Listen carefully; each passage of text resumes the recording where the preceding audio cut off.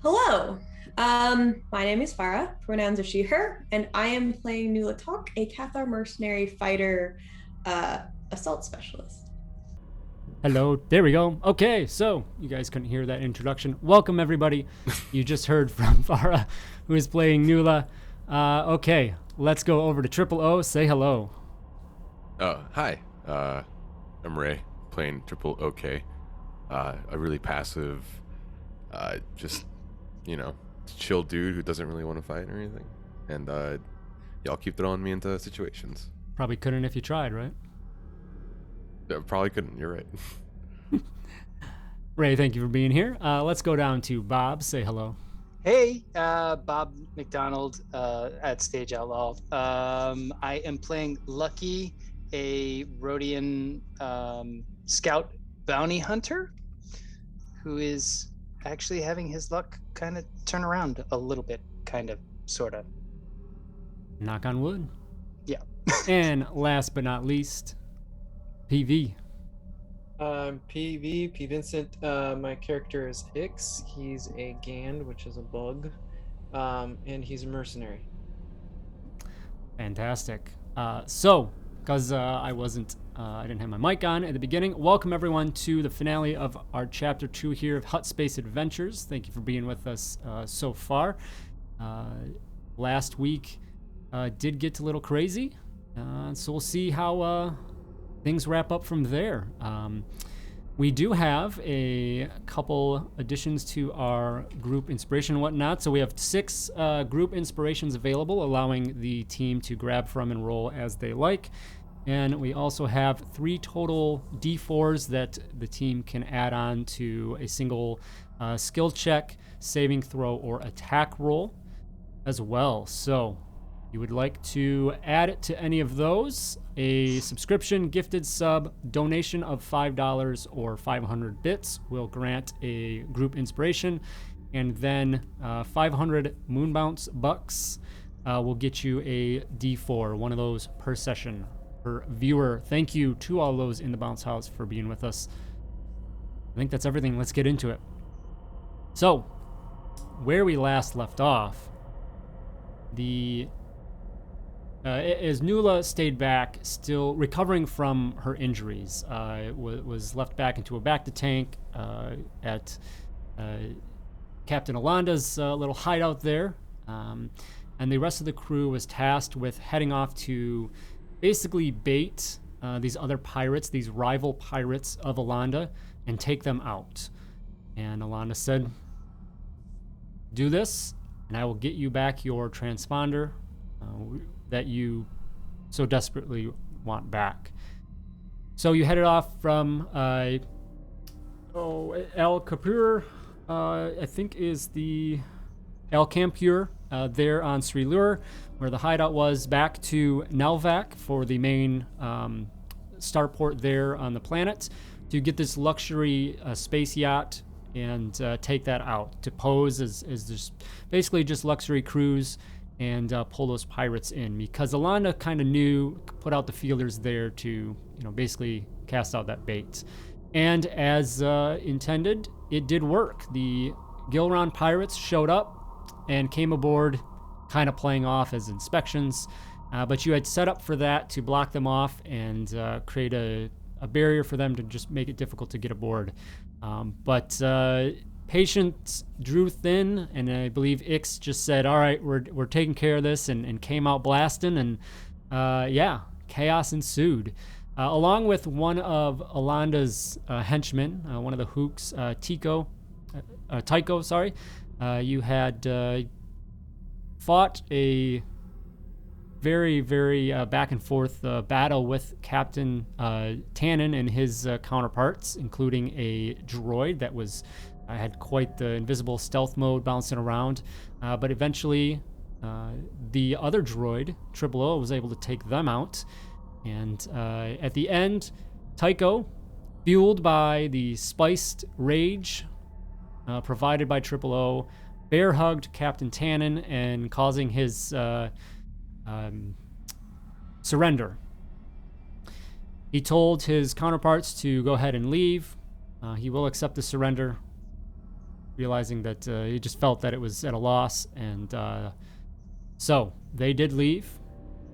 Captain Tannen did kind of utter a interesting message to them.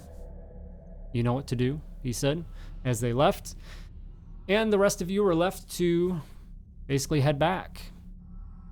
Assumedly, you bound Captain Tannen before taking off. I imagine not just letting him roam free on the ship. Getting some rest for that journey back in. Any passing conversations on the way back into the atmosphere?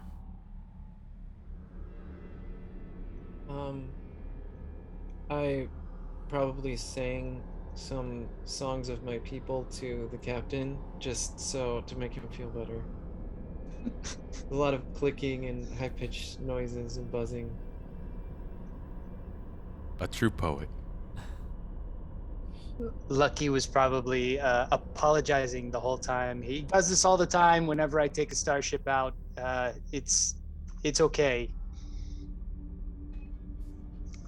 I would have loved to have asked the captain, what do they know?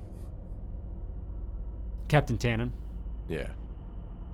As we left, and he made that ominous statement. In regards to they know what to do. Yeah.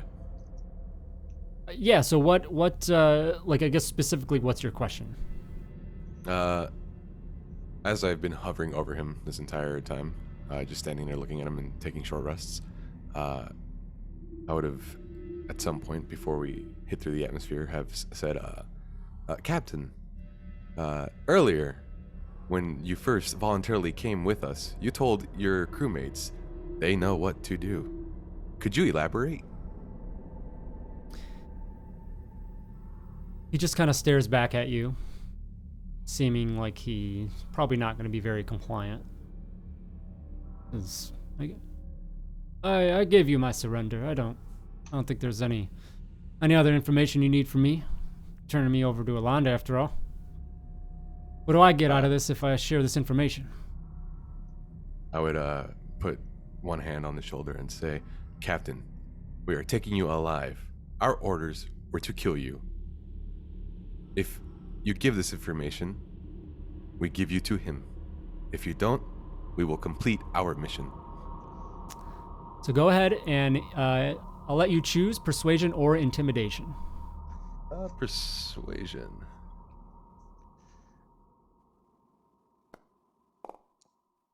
Why? That is a 3 for a 10 total. Good modifiers there, but bad roll. So he just kind of chuckles a little bit. He says, well, that may be my fate either way, so. But, I'll tell you, Alonda would probably enjoy doing the job himself, so. You bring me in, warm. I get a little something extra out of that. That's quite weird for you to say, but okay.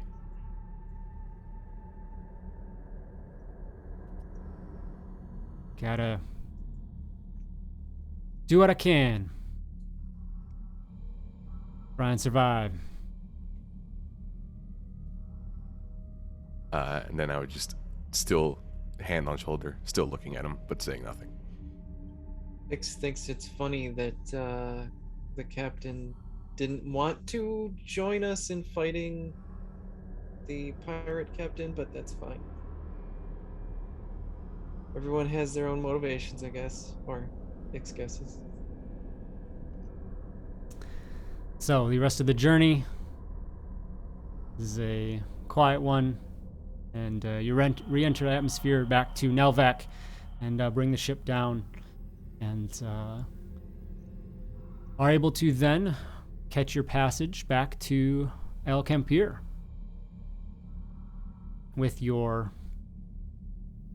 your captive in tow, if you will. So you don't really get any. There's not really any issues with that. Tycho, Who wants to roll? I'm gonna bring that up. The website is working. It's Tinko, I think, right? Tycho, I think it was. Spice. I need dictionary. Someone make a. He already became addicted last time. Yeah. Okay, so it's 24 hours. If he takes more spice, then his lows or highs, his highs are halved. That's correct. Yeah. Okay. So there is addiction. I think if he doesn't consume, if you abstain from consuming for 24 hours, you make a wisdom save to attempt to reduce the addiction level. Mm-hmm. The DC for the throw is 10 plus creature's addiction level. That's right. Okay, cool. So he'll be fine. So yeah, groggy, but comes along. So the 1, 3, 4, 5 of you catch passage and head back to El Campir to hopefully reconnect with Nula and also pass off make your exchange for your items. Nula, this entire time you've been in this chamber back to tank, just under repair, and as the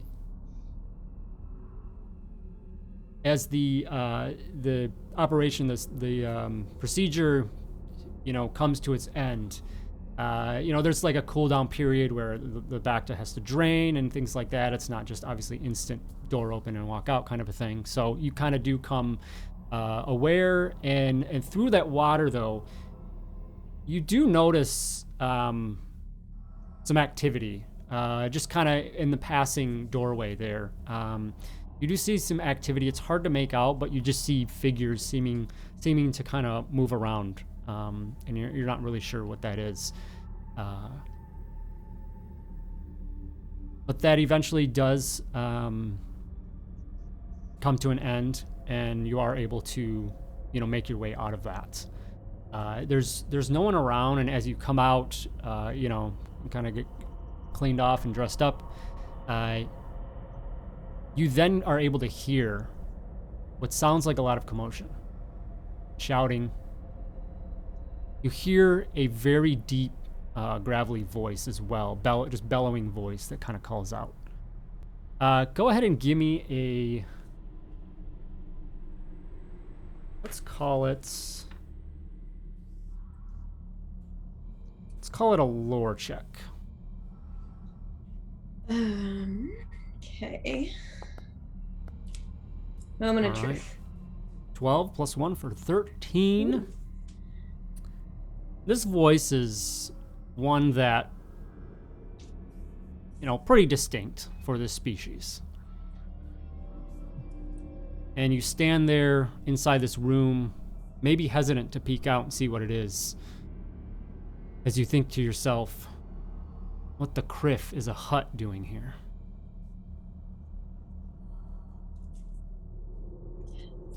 Can I just kind of listen at the door for a moment to see if I can hear any of the conversation? I don't believe I speak Hutt, but I might actually. Just like, double check, assuming.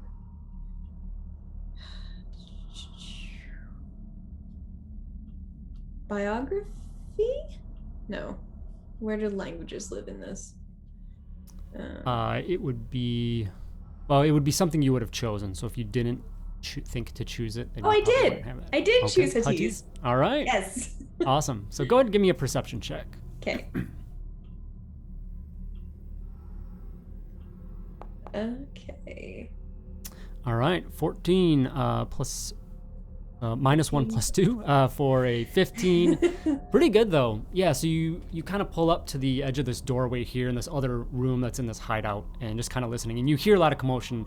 You hear like it sounds like individuals moving around, rushing around, grunting and things. Maybe people are kind of getting shoved or hit, and then you just hear this banter back and forth. You recognize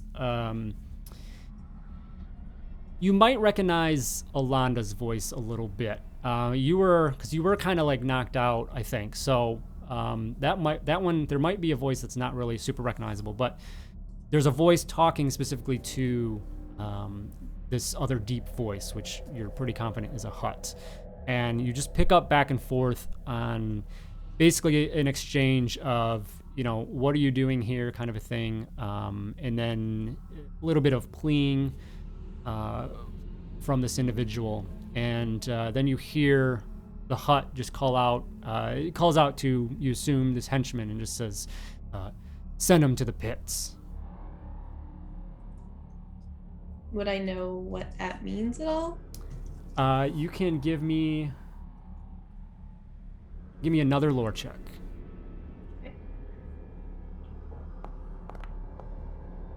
Okay. You are not sure. Okay. Not sure what that is. Yeah. All right. I don't want to get caught with these people. So I'm going to look around for somewhere to escape, whether it's an air vent, whether it's a back door, whatever. I want to get the heck out of here. Okay. So give me another perception check. Okay. I will also steal anything not nailed down that I think will be useful. Okay. All right, 14 after modifier there. As you do come out, so even before that check for specifically looking for your exit and things like that, you see, you can kind of see, because that hideout is just like a large kind of open area. Mm-hmm. So you are in the very back, the north middle area. There was a small little kind of room there where they have this, medical bay, if you will. There's others like storage and things in here. There's certainly not like any quality medical bay, probably not necessarily the most sterile and things, but it's here. It's totally functional, but it's certainly used for other things. But you kind of come out of that room, and it just opens up to the hideout there, and you can see the individuals running about. You see some of these hooks kind of down, being restrained by these other individuals, and yeah, as you look over, you can see like the tail end of that hut towards that other room, which would be in the upper left area there. So there's a lot of people around. You'll also, though, as you try and look around for an exit, this is surrounded by a pretty tall wall, 15, 20 feet all the way around. And there's a couple what looks to be like lookout posts and things, but and maybe some venting you could potentially climb up. But probably the biggest problem is your path there without being noticed. Okay. The rest of you arrive to the city edges, and can start making your way towards that hideout.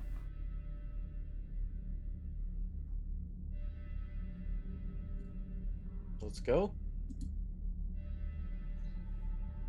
Absolutely.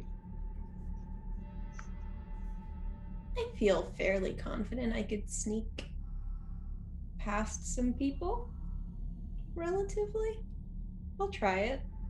Okay. May as well. Got 8 inspiration. Me too. All right. So you head around, and one of the routes that you think is going to be the most the easiest. Go ahead, give me a stealth check. Alrighty. Oh God. And you head out, and you see the ladders that go up to these lookout points, and those are obviously would be great to get up to, but they're a little guarded. So you opt for this this venting for some kind of equipment that goes up and over, and you go to climb that up, and you just misjudged the condition of this, and it creaks and starts to come apart under your weight, and it instantly draws attention. And there's just a yell out from a couple of these henchmen that are not related to the hideout. It says, "Hey, you! What are you doing there?" Can I just keep going? Yeah, you can. There is, followed by that, there is a that deep bellowing voice that calls out and says, "Oh, We have a runaway. Take her down. Yeah.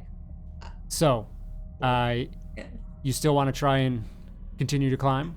How far, like, am I halfway in, like I'm still kind of sticking out I'll of it, say- or am I still like 30 feet away? I'll say you're halfway up the wall.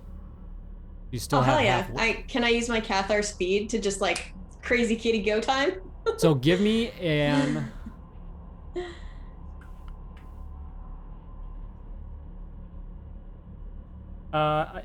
give me an acrobatics check. Okay. It's more about scaling the 15. So you start climbing up and scrambling, and the pieces below you, they're just really shaky and unconnected. And you get up, and you, like that last little section you go for to get over, and it just pulls loose from the wall, and you fall back. Just barely able to get there. Okay. I will say, I suppose, you guys have a D4s to throw on that if you Yeah, like. use one of them, Yeah. All right. please. Okay. I don't want you to get killed off camera. You won't even need to roll it, so. Oh, perfect. Okay. So, with that, you feel it coming loose, and you have to make this quick little jump away from it. You grab the wall at the last second and pull over just as a blaster bolt comes and hits right in the spot on the wall where you lift over. And you can hear even over the wall the Hutt yelling at the henchman for not doing anything.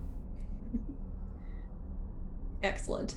As I get the heck out of there, I'm going to, if there are buildings maybe on the other side, or like if this is a street with like buildings on the ends, I'm going to find a place to perch and see if my companions come back.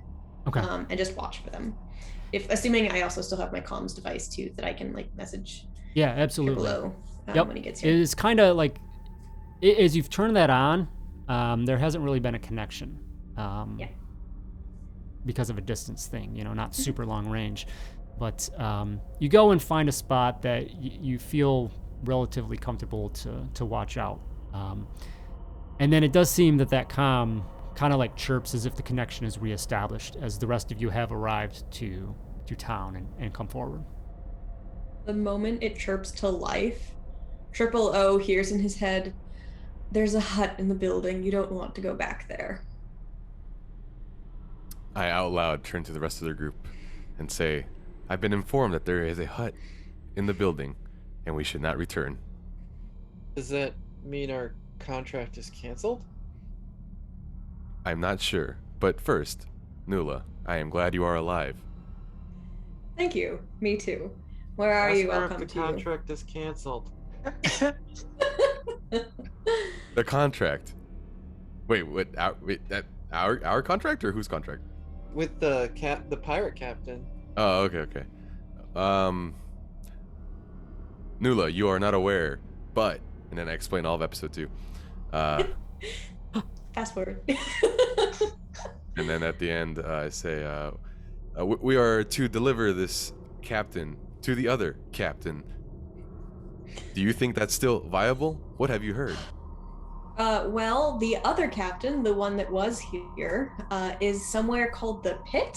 I don't know what that is. He was being but didn't taken sound to the good. pits, so he wasn't. Yeah. Yeah, you Or didn't. was- like, yeah. because this was all going on like basically right then and there. So the Hutt said, "Take him to the pits." So and you could hear this other voice. You assume probably was Captain Alanda.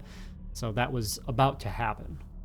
Yeah. So either you can go and save this captain and get some brownie points, or it's a contract's off.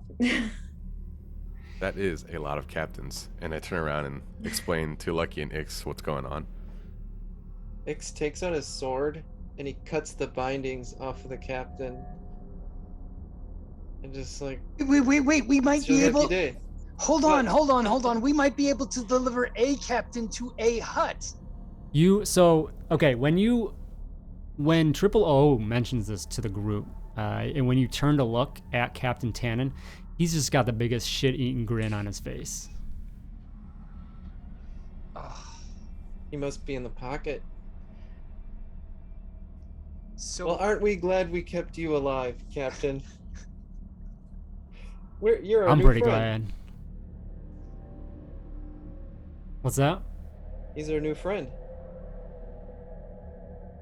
Weren't we so kind to you? We fixed your robot. Again, what are you after here?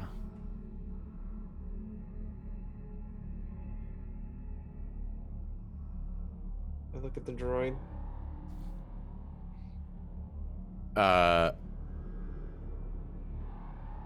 You look at me or the other droid?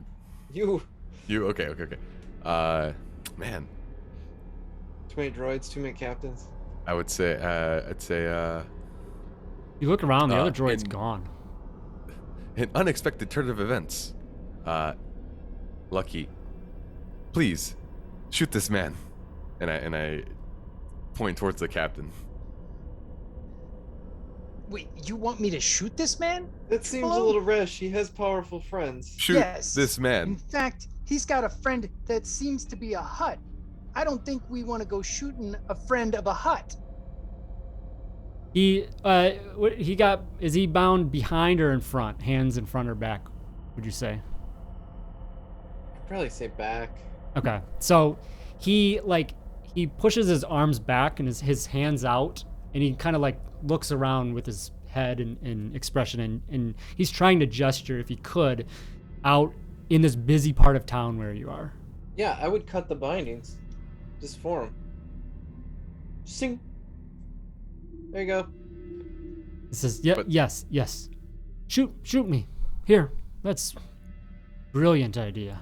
I'm not going to shoot anybody in the middle of a town with all these eyes looking around it. I'd rather be more discreet with my work, if you know what I mean, Ix.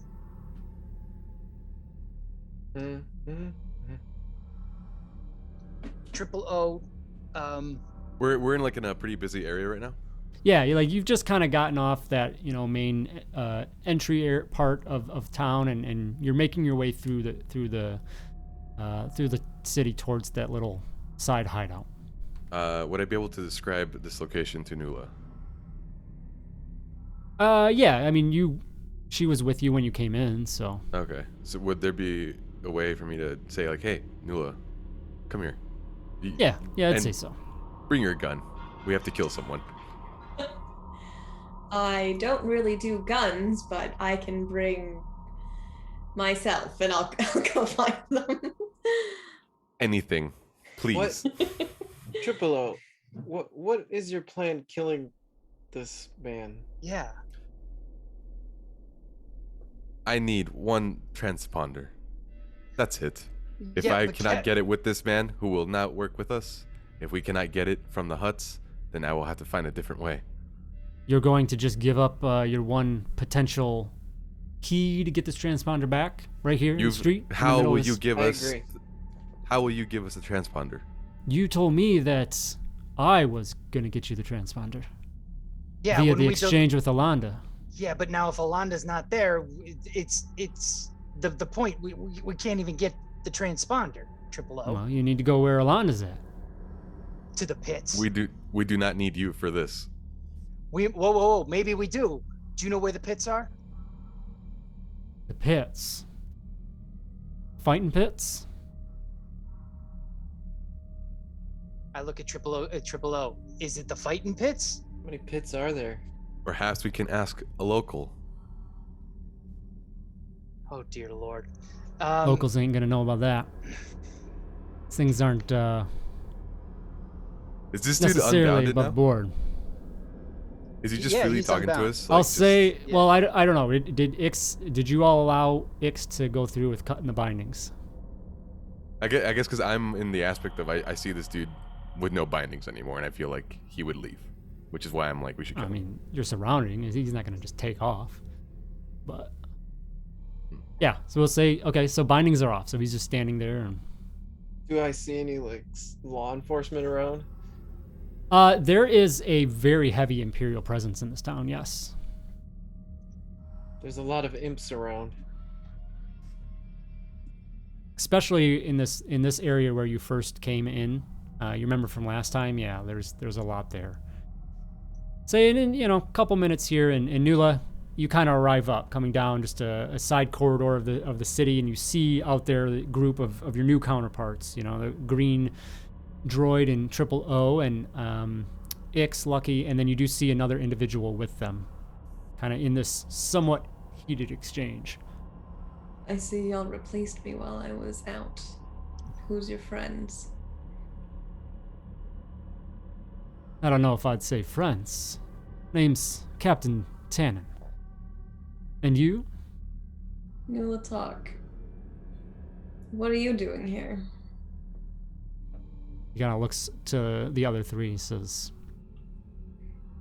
well, they were kindly escorting me to go see an old friend. But it seems that they might have a change of heart.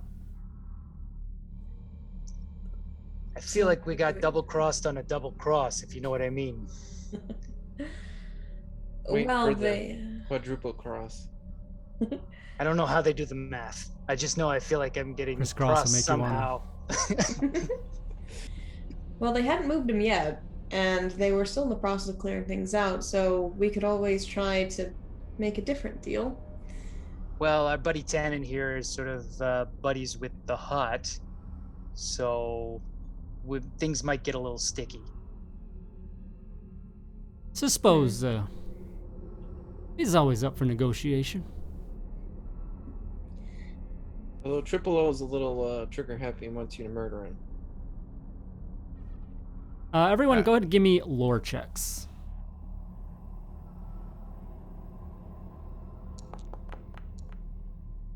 Nat 20. Very nice.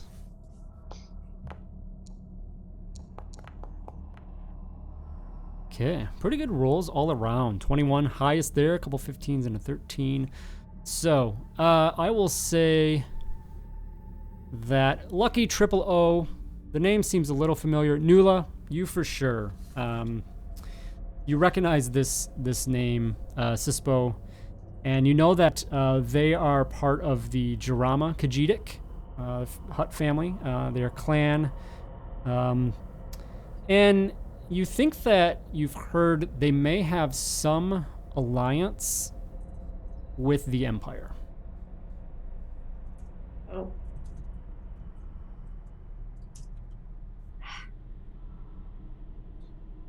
Huh.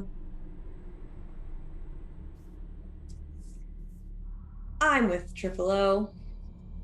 Oh, you think we should kill him? But I mean, maybe we give them to this guy. We can just sort of walk away, wash our hands. My memory banks have been filled. I remember now that this Hutt is a conspirator with the Empire. Perhaps we should take this man in. You don't know that, Triple. No. Nula knows that extra bit. You've heard of Sispo. You would maybe know that. You would know as much as he's part of the Jarama clan. Cool. But all right. Yeah. I agree with Nula. We should kill him.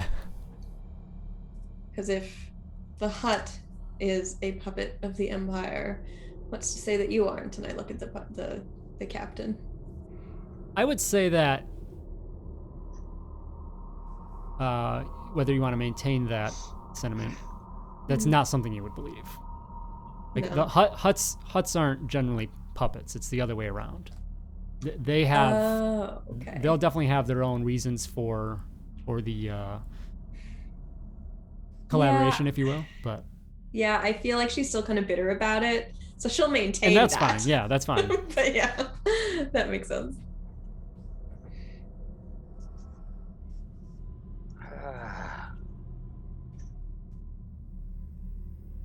So Nulo just told us that the Hutt is with somehow connected with Empire.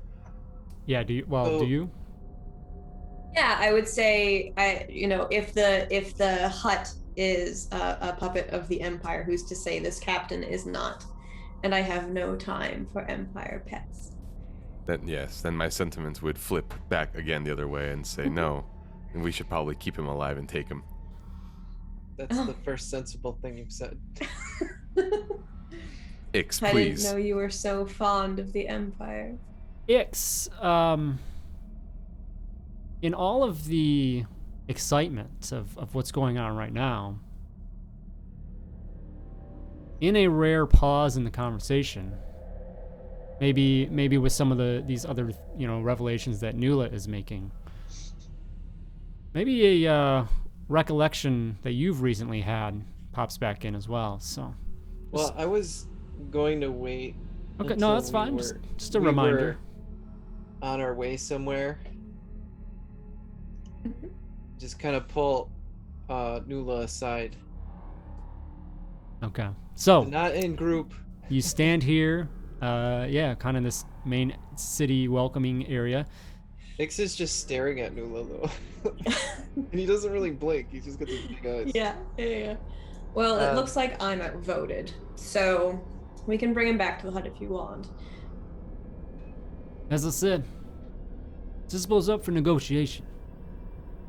If whatever you want is with Alanda, probably have to go after him.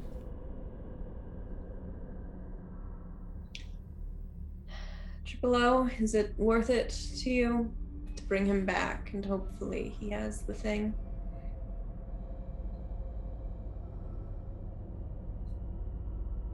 Initially, I was ready to kill him.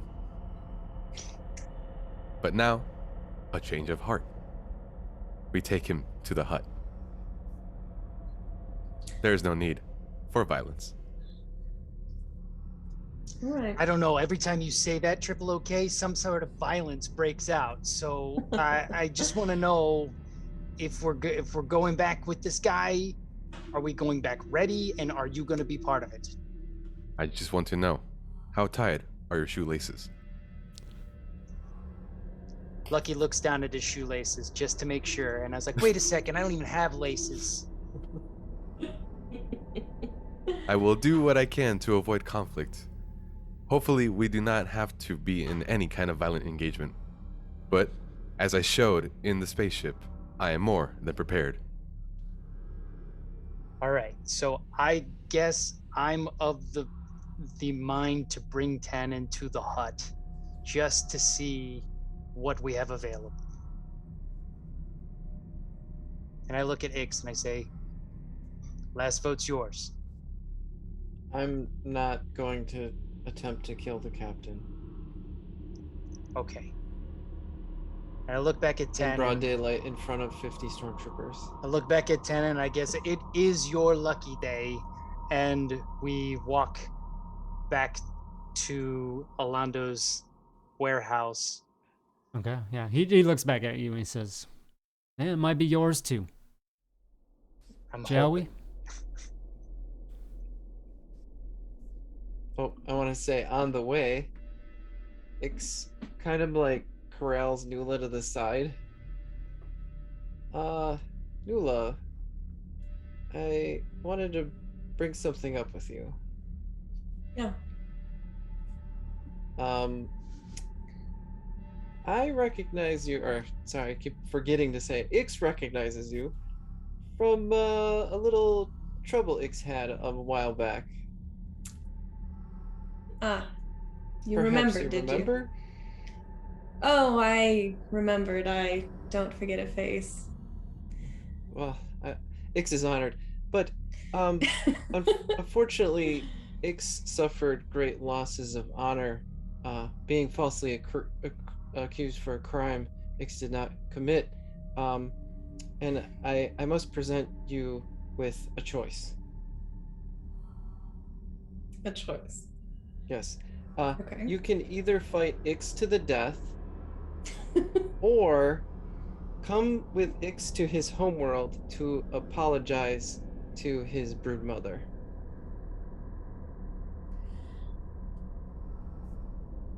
Would I know anything about their culture of the species? Go ahead and give me a lore check. Yeah.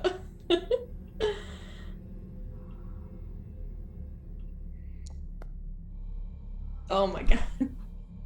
You know of Gans by kind of name and sight only. That's it. Yeah. You don't even know what their homeworld is. Nothing. Just maybe seen this one that you framed for a crime a long time ago. Oops. The Gand homeworld is lovely this time of year. Listen, Ix. That was, I recognize, very impactful on your life. And I've been working very hard to fight against that in other ways. I used to be very employed by the Empire, and I'm very much not anymore.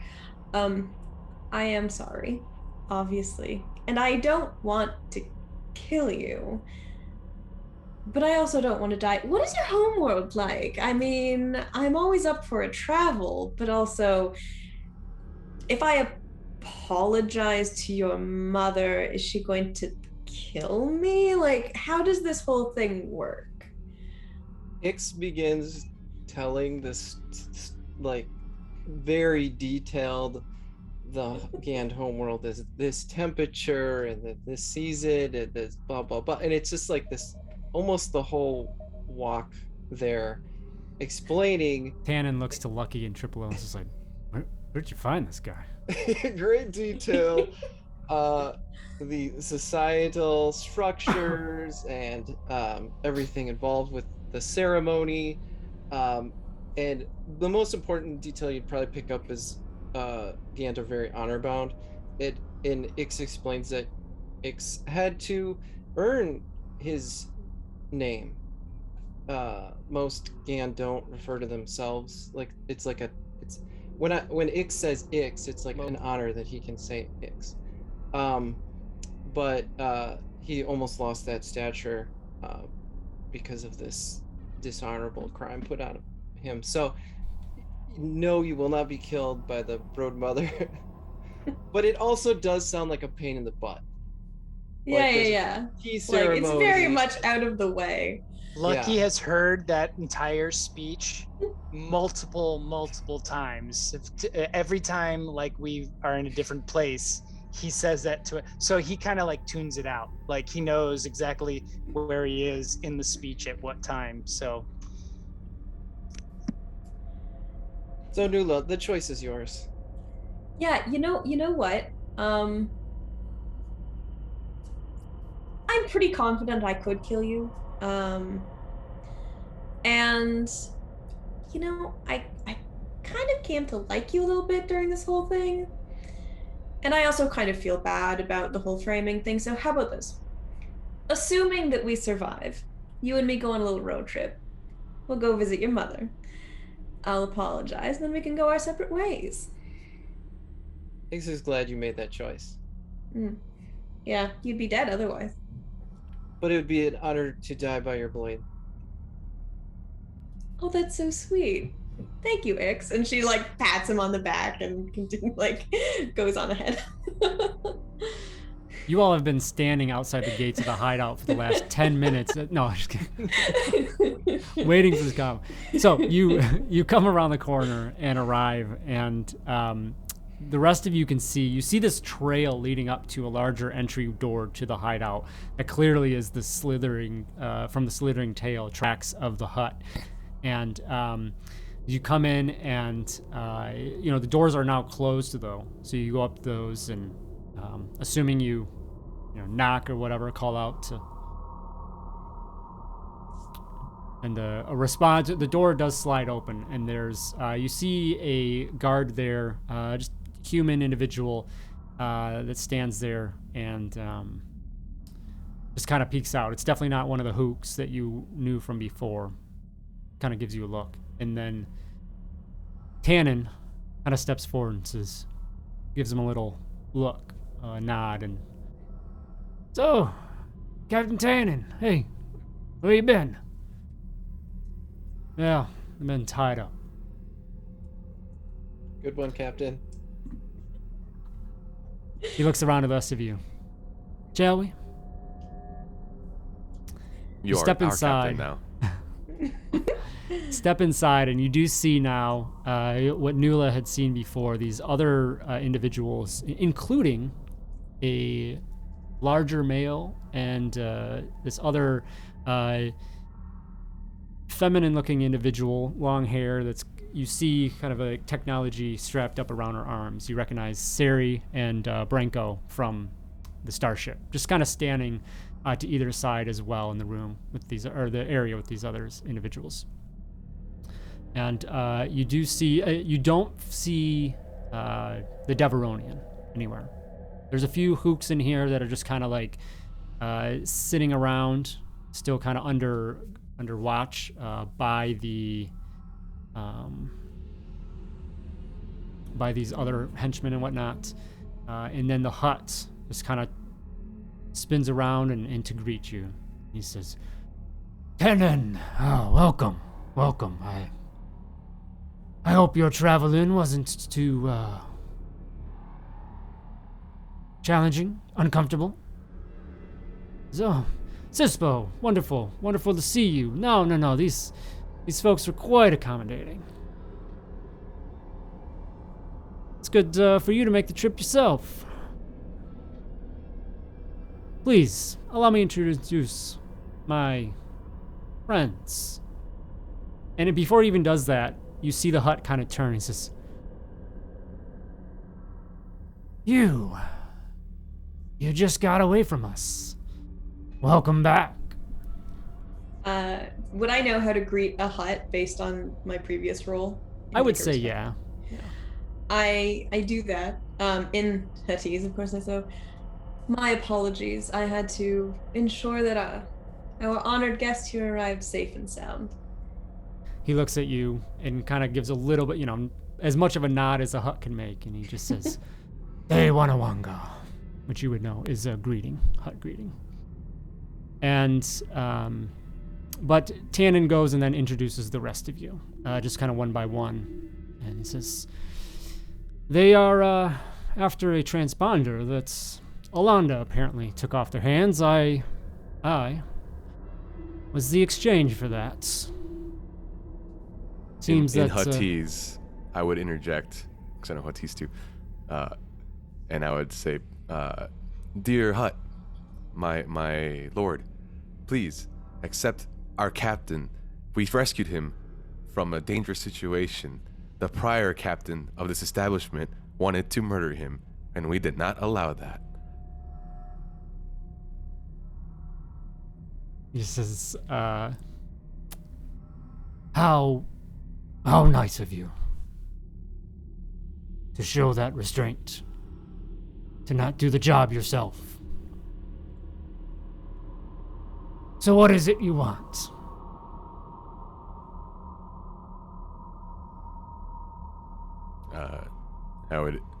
I want to say Isa Mabusa, but it would just be like a transponder. Well, I don't think I can help with that. Perhaps you could get it off of Alanda? Perhaps we could. Do you have Alanda with you? I do not. Any of you fancy yourselves much of a fighter? Mila just puts a hand up.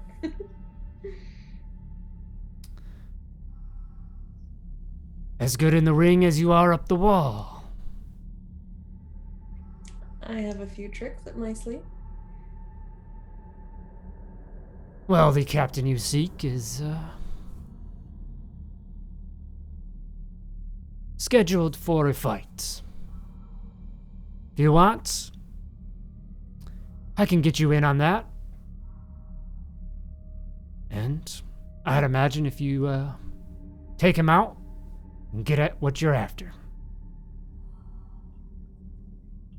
It would be a delight. Now, the only fight I've seen her in, she folded like a wet paper back, so hopefully... I was against multiple people with guns, okay? Ix would Nula, be this thinking, was... yeah, Ix would be thinking during the conversation about fighting, the reason why he didn't volunteer is he got hit by that axe like 5 times. Just kind of like, oh, I don't think I could do that again. Tannen kind of heads over next to his counterparts at this point, not really concerned about any other threats from the three of you. Definitely quite jovial at this time at the reunion, and he does so, and the Hutt gives you some information on the situation, the fights here. So basically, I don't remember if someone else, Triple O maybe, I forget, but I thought somebody may have known about the fights, that basically illegal underground fighting pits that they have in the city. So yeah, definitely not something locals would be aware of, but certainly an activity that the Hutts are probably involved in. So he carries on to explain what goes on there, and lets you know that you can certainly go and get involved. And as he offered Nula, he can put you on the card against Alanda, and in exchange for that little bit of entertainment, likely we'll be able to grab what you're after. Yeah, absolutely. I accept. I lost the thing, so. I'm glad you will finally do your job. What's the drug policy? Perhaps. Oh, for the fighters? Yeah. If they're illegal, if it's an illegal fighting, maybe there is no drug policy. That one drug did wonders for our Hook friend. Nula, consider it. I've considered it. I'm good. Nula, trust me. Bounce House does not condone doing drugs, kids.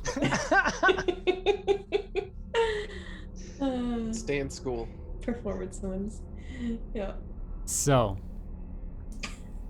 anything else with this, or we want to transition? Is this going to be like a fighting thing between her and the other And captain? Right? Alanda, yes, it will. Okay. There will be some activity for the rest of the group. This will be an illegal fighting pit. So I'm assuming that bets can be placed in this area. Absolutely. All right, cool. So once we get there, that's what I want to. Yeah. Okay. Yep. Absolutely. You better be betting on me, or else I'm gonna be very sad. Farah will be sad. Nula doesn't care. Lucky is very, very right now. Lucky is like, I know why I stay away from Triple OK, my relative, because every time we get together, he gets me in deeper and deeper trouble. Yeah. Ix is just sticking around for Nula to apologize to his mother at this point.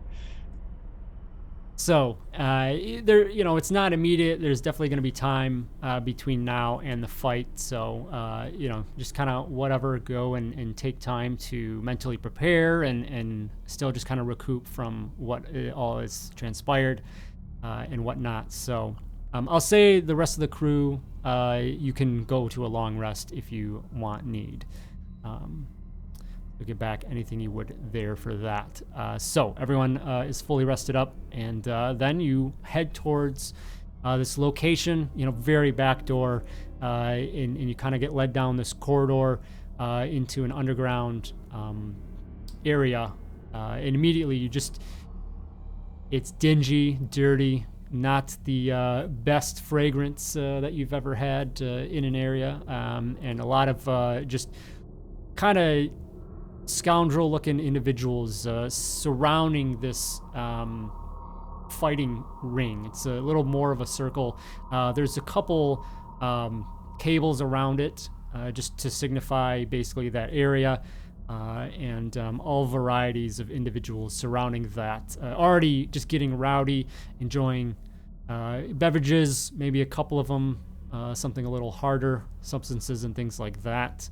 You're welcomed in, and as you do, a guard comes forward and just asks, basically IDs you to see that you're on the guest list. Once you do that and are checked in, Nula, you are then escorted to the back, to this back room to prepare for your bout. Before that happens, can I see if I know anything about Devorians? About Deveronians? Yeah.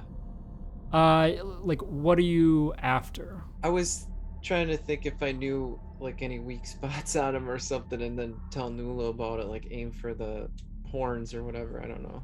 Yeah. Go to give me a lore check.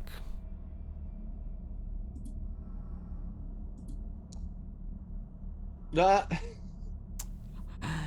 As much as Nula knows about Gans, you know about Deveronians. It says, look, the thing about Deveronians is they have no weak spots. They're completely armored. That's Internally. reassuring. Great. I I'll have just considered put them this. anywhere. So you, Nula, you are taken off around to prepare, and you see that there is a few other individuals likely for other fights that are happening tonight. Just kind of give you eyes as you come in. You're probably one of the more polished individuals that is here. So, definitely drawing some eyes as these others kind of stare you down. Is there any kind of reaction to that in just your presence or anything?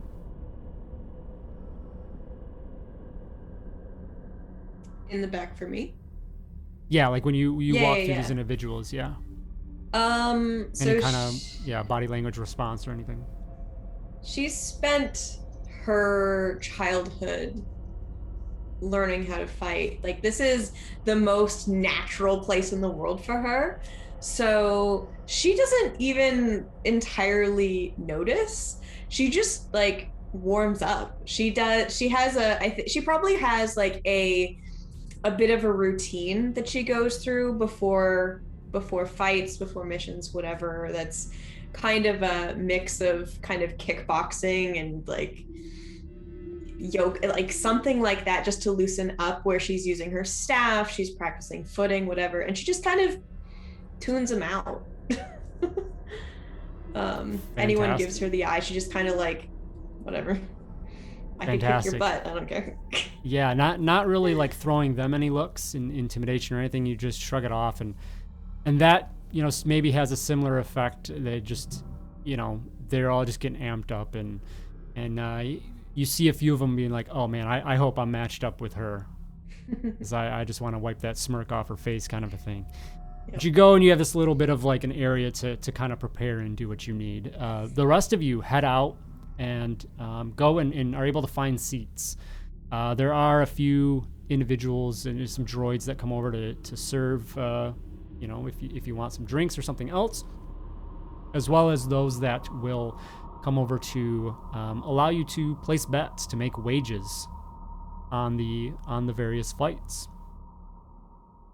So, Nula, roll me. Let me double check this here. I do believe it will be a D4. Okay, so roll me a D4.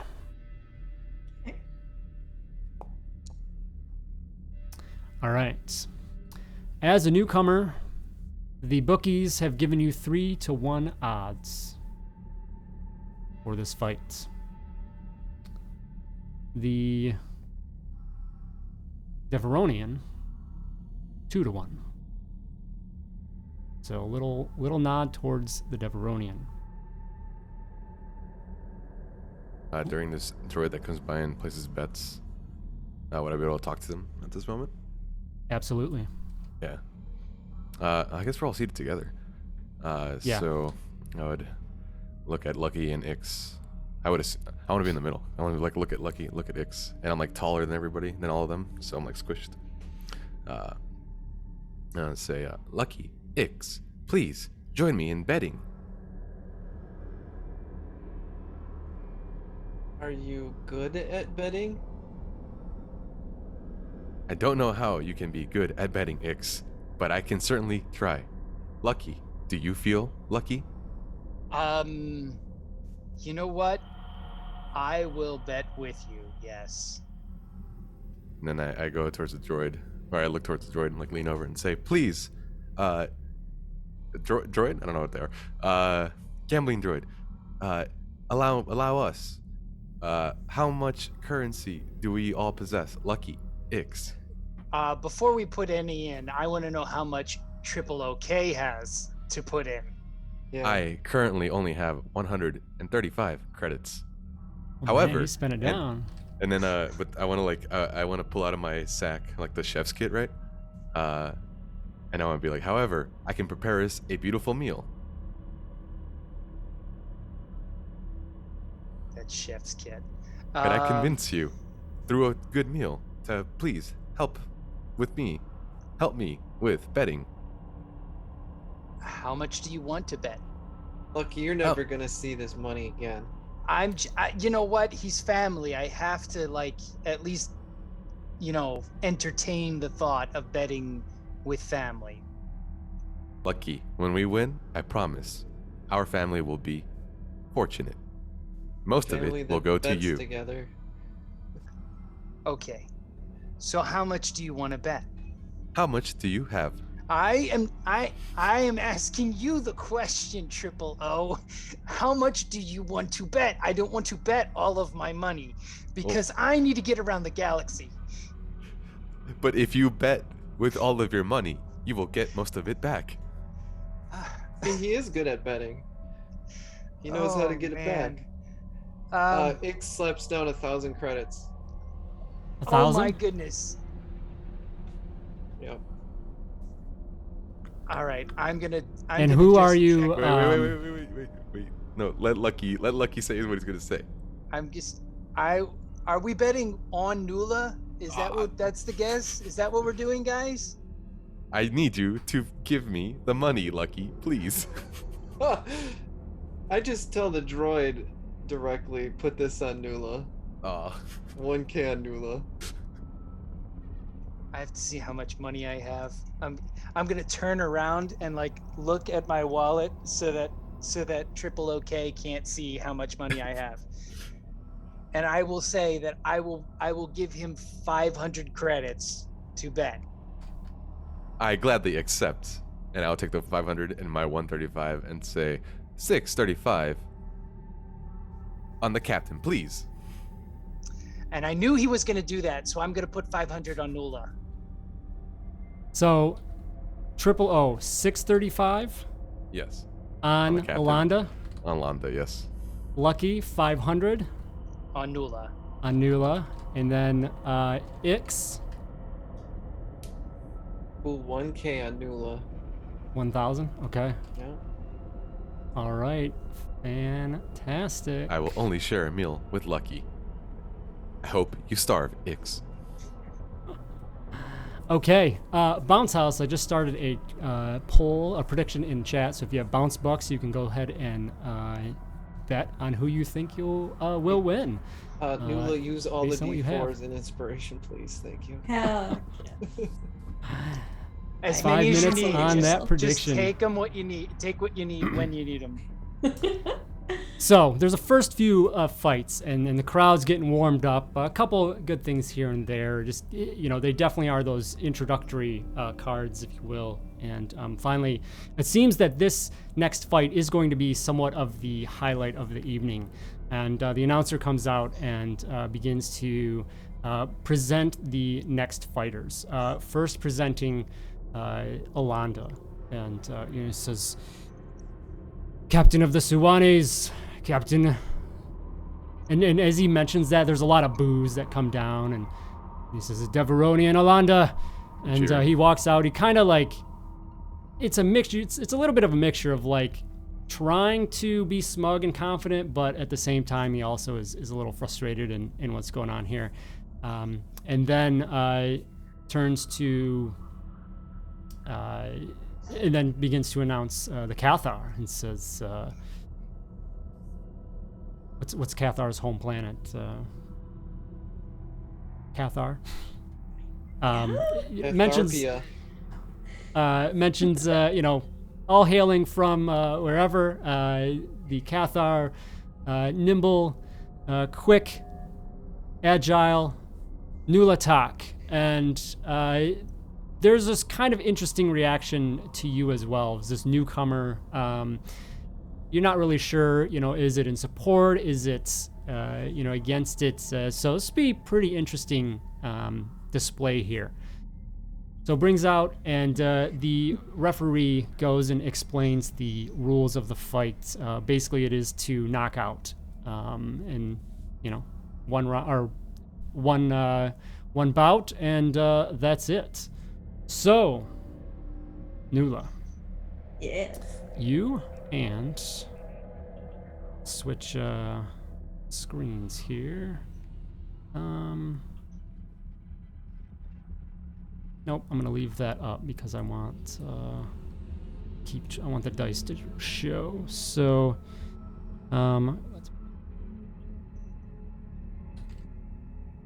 okay. So, Nula. Mm-hmm.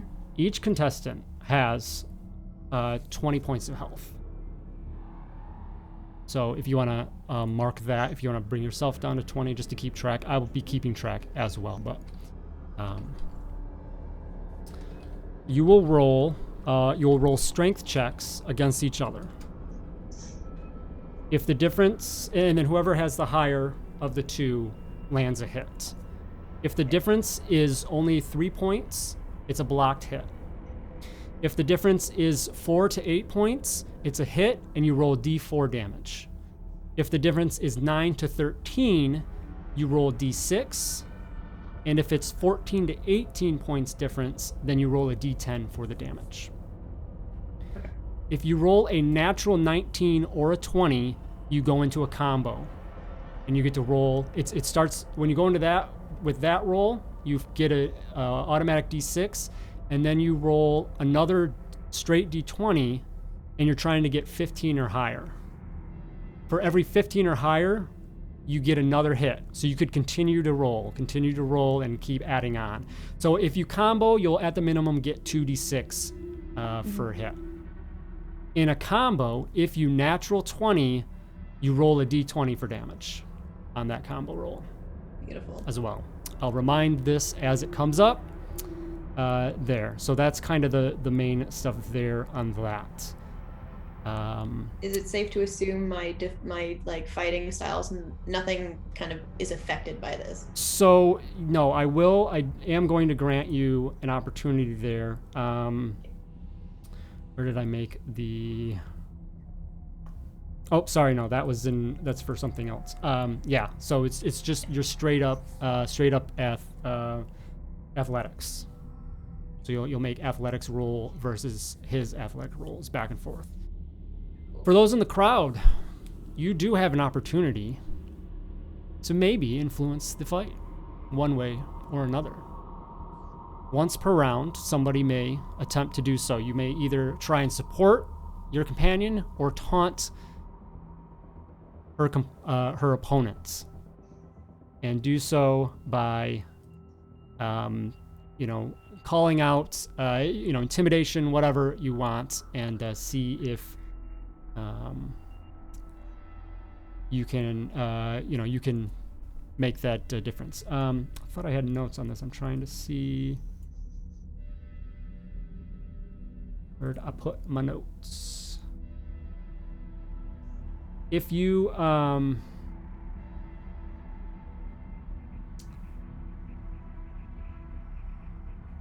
is a difference between, there it is, sorry. Okay, so if you want to taunt, you roll a skill versus the governing ability. So if you're going to do like intimidation, it goes against the other person's charisma. And for every, and I'm just going to use like passive, so 10 plus their modifier. For every 5 points difference, there's 1 point bonus or penalty.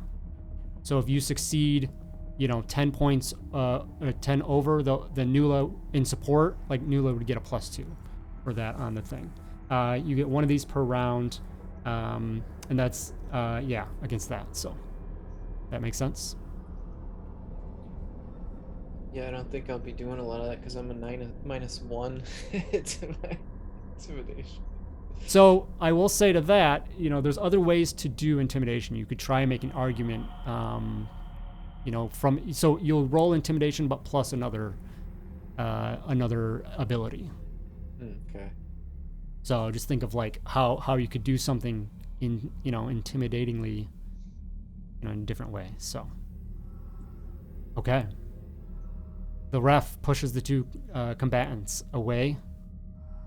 Hands down as a loud bell chimes off, and the crowd erupts in a roar as the two come forward. Alonda looks at you, Nula, and just stares you down and just kind of... I know why you're here. You're not going to get it if you win. Am I gonna get it if I lose? I can arrange that. And goes in for the swing. Go ahead and make your first roll. Nula.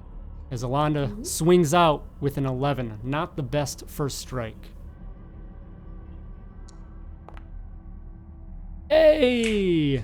Let's go! Natural 20. That is fantastic. So we don't look at the difference here because of that. So you go into a combo. So go ahead and roll a straight D20. Oh God. Okay. We're looking for a 15 or better. Okay. So can I use my inspiration on that? My personal one? Yes, I'll allow it. Yes. Hell yes. All right, dice, don't fail me now. Oh, almost. Okay. Tragic. So you still get the combo. You get 2 hits. So go ahead and roll 2d6. Okay. Okay. 4 points 4 whole there points. as you. So go ahead and describe, as his hit comes in and you dodge that, and then go ahead and kind of this combo that you make. So I move in quickly, just duck underneath, one to the kidney, one to the side of the face, and then just back up a little bit and shrug and say, well, we'll have to see about that, won't we? You dip and dive away from his just coming in. You can clearly see he just went for power and went and just whiffed, and you do dip around and then 2 couple quick jabs into the stomach there. All right. Does anyone want to help or hinder for this next little round in any way? Would any of us have heard the captain say that to her in the ring? Give me a perception check.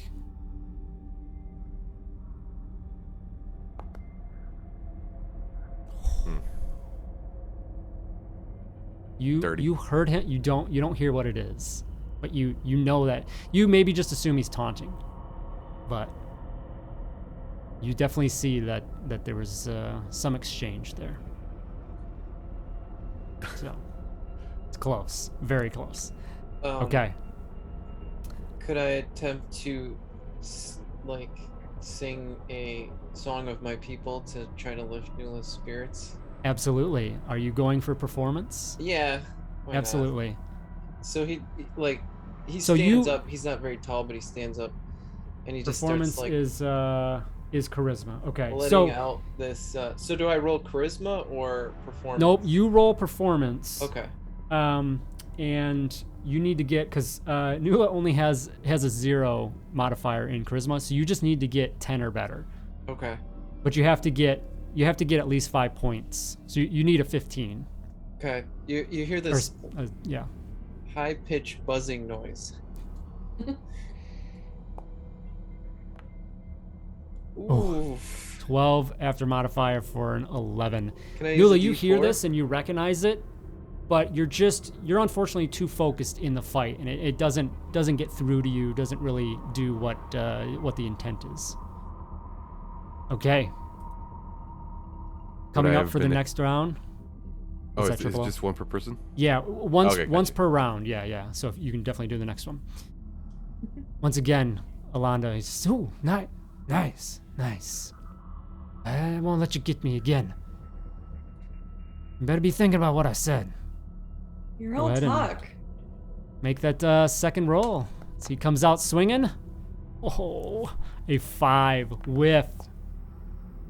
Versus a 14 for a 9-point difference, which is a D6 in damage. So go ahead, roll another D6. Okay, chipping away. Go ahead and describe your next hit. He again maybe goes for a strength, and instead I knee him in the chest, and back up again and stand and say, even if you could bring me all the credits in the world, throwing a fight isn't my style.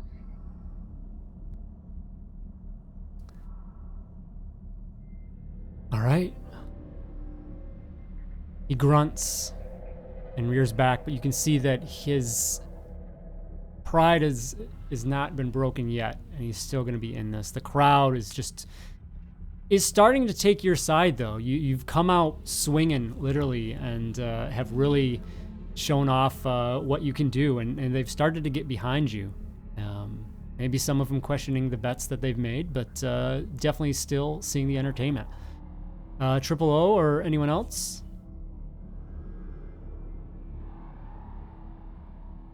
Triple O, an individual comes up behind you, taps you on the shoulder. Turn around, you see it's Tannen. Hello, dear Tannen. Gets quiet, kind of goes to your side and says, seem to have quite an interest in the Empire.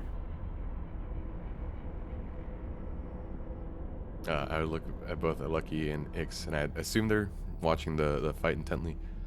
And I try and say, perhaps I do. I want Alonda for myself. So, there's a way he wins. I think I can help you out with something else.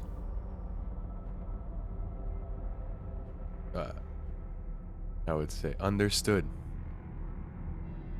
And I'd like to yell towards. How far away are they from the ring? From us, from the ring? I don't know, you're a few rows back. Okay. So I would try to stand up. I'm taller, and I'd be able to vocalize very loudly and try and yell out towards Nula and say, "What are you guys speaking about?" And what are you trying to do here?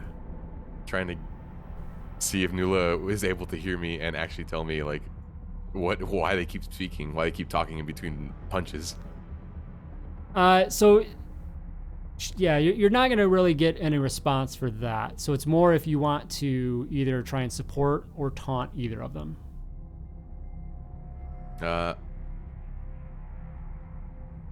guess in that sense, while I'm shouting out towards Nula, I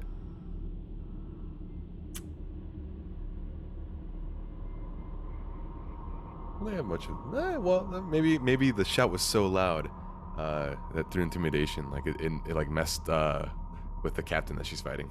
Okay, so you're trying to intimidate him. All right, so go ahead and roll intimidation. Inadvertent intimidation. Okay, for an 18 total there, and he will. Intimidation is charisma.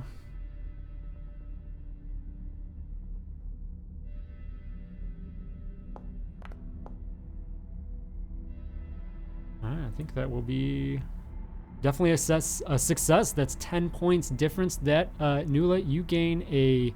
Actually, sorry, I'm gonna give a -2 to Alonda because you're trying to taunt him. So, all right, next round comes up. Heck yeah. What did I say? -2. So it's this one. As Alonda strikes out, and a little better than previous, but it does seem that taunt has threw him off. And Nula is just on. Well, that was a 19, wasn't it? 19. That was a natural +3. 19. Yep. So, combo. Go ahead, straight D20. Hell yeah. You just find Alright, the thanks. spot to just start going in. Come on, let's get a 15.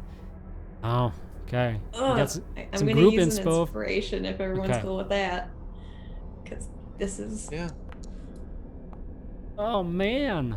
I want to see this Why? happen. Okay. Use Well, another one. You still get that 2d6. Go ahead and roll 2d6. Sorry.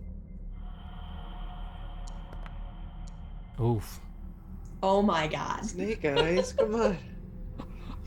Luckily, haven't taken any damage, but you were just slowly going for the slow, wearing them down. All right. I'm a cat person. I'm playing with my mouse. There you go. Just another jab to the face and Lucky, jump back anything you and want wink at him. Anything you want to do. Yeah, I think I want to sort of help inspire her, like just cheer her on. Okay. What would that be? So probably persuasion. Okay. Unless you've got an argument for something else. No, I'm good with persuasion. Okay. 13. Okay. Unfortunately, versus her 10, it's not enough. It's you have to get past a certain point to really get to her as she's focused in this fight. So you do yell out. She might hear it, but it's just not enough yet to kind of get past. So, Cool. but still worth the attempt. All right. With that, the next blow comes in. Alanda tries to strike out again. This time, a little better.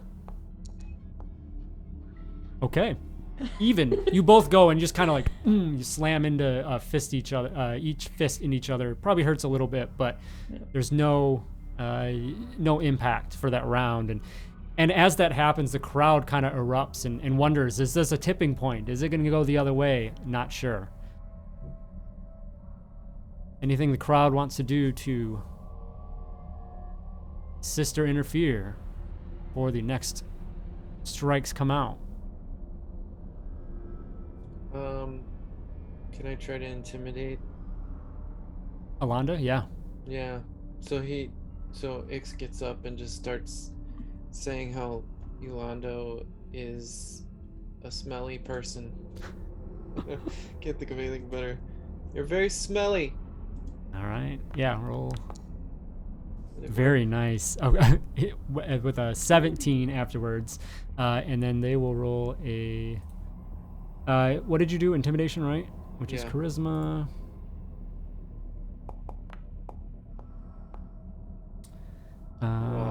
Unfortunately, he shrugs it off. He hears the insults come in, but just shrugs it off. Okay. Nula.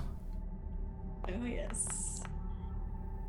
Got a 14 for Alanda. Oh, no, and a 6. So that I'm going to use an inspiration. Okay. Down to 4 after that. All right, dice. Come on. Okay, so you did beat him, 16 to 14, but not enough of a difference to cause any damage. Just kind of a blocked shot. But it's good that you kind of reset yourself and go in it. He comes in with another quick jab. 19. Could be a good one on his end. Getting too cocky. That's... Oh man. Okay, we're going back and forth, back and forth. He the last two he's had these he's able to have a little bit of the upper hand, but you're able to block them. But it seems that he is on the offensive. From the crowd, any reactions? I'd like to once again stand up and yell out towards Nula and say, Nula, perhaps he is a master of Terra Kasai. And I want to accidentally intimidate her. Intimidate her? Yeah. Okay, go ahead and roll an intimidation check. So a 16. Nula, go ahead and roll a straight charisma. Okay. This is gonna be really, fine. It's just a d20 for you, basically. Yeah. This is fine. Okay. Yes. So you hear, and it confuses you. Like, what is? Can I just stick a finger out at O or whatever the equivalent is in Star Wars universe? Absolutely. The one finger salute, as we call it. All right. So next round of blows come in as Alanda strikes out. Ooh. Oh, going boy, into a combo. No. Oh, there's still an attempt to go against that. Oh, really? Oh man. Okay, so Yeah, I'm still giving him the combo. There wasn't a tie on the Sure. dice. He gets the combo, so he does get the hit. All right, so let's see. All right, 2, 3, Oh my god. 4. We're at 4. Bruh. Triple OK distracted Bro. me. Put your hands up. 5. Okay, that's the 5th roll. So 1, 2, 5, D6. Don't lead with your face. Nula. You know, I was thinking of adding the 1d4, but this is too good. Oh my god, there's so many dice. Oh no. Oh no. That's crazy. That's tragic. You, as you turn and you, for a moment, are distracted. Triple O, maybe this worked in your favor after all, if this is your intent. And you come back around, Nula, that split second. These hits just into your stomach. 1, 2, 3, 4. And then out of nowhere, this heavy, red-fisted punch goes across your face. And is just too much, and you just go down, knocked out. Immediately, the ref comes in, waving his arms, calling the fight, seeing that you are knocked out. The crowd just erupts and goes wild with the reaction of the fight.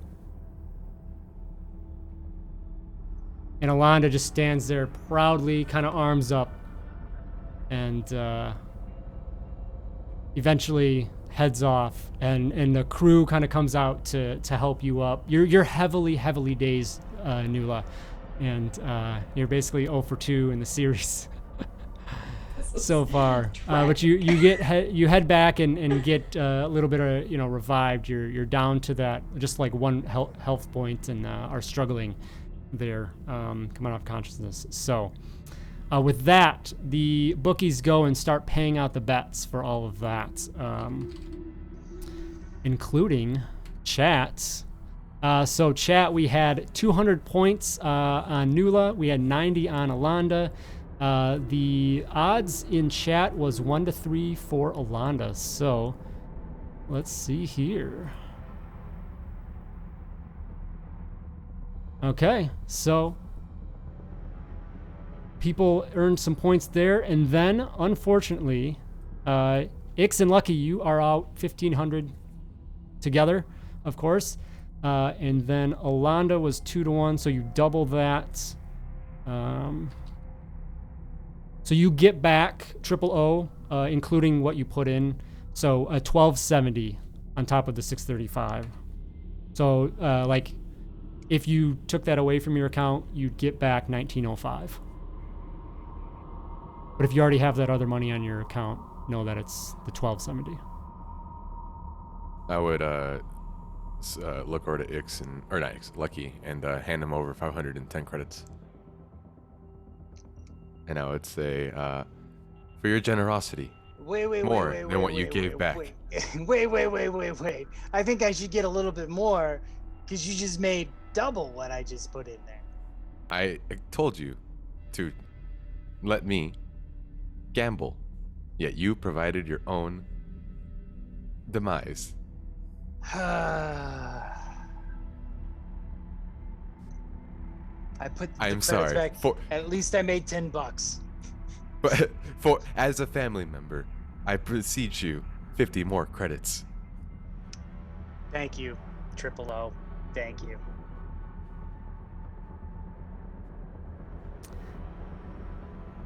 The crowd begins filtering out as the main fight has ended here this evening.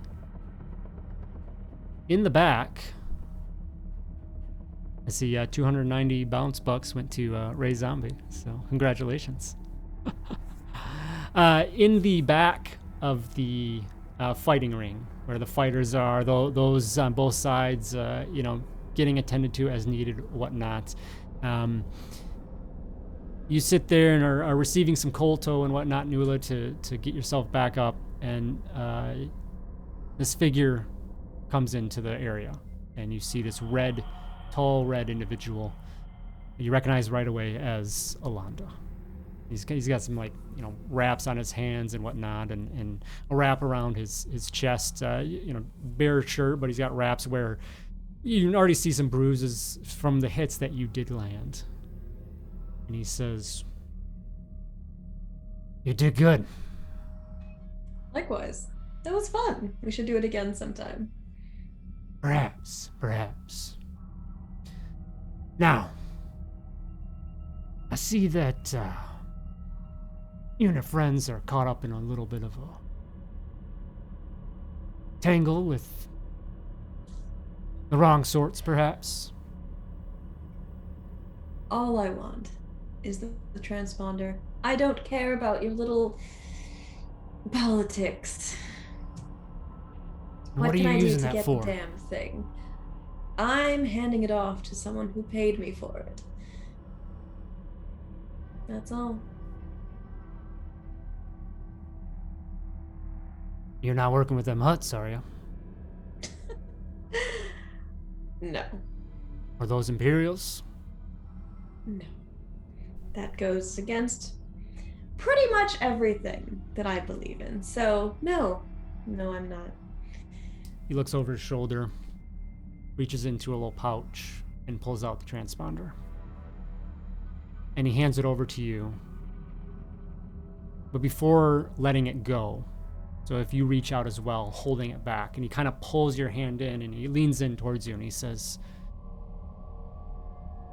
"You know about drama. You know about what they're after." I know who they're aligned with, but not specifically.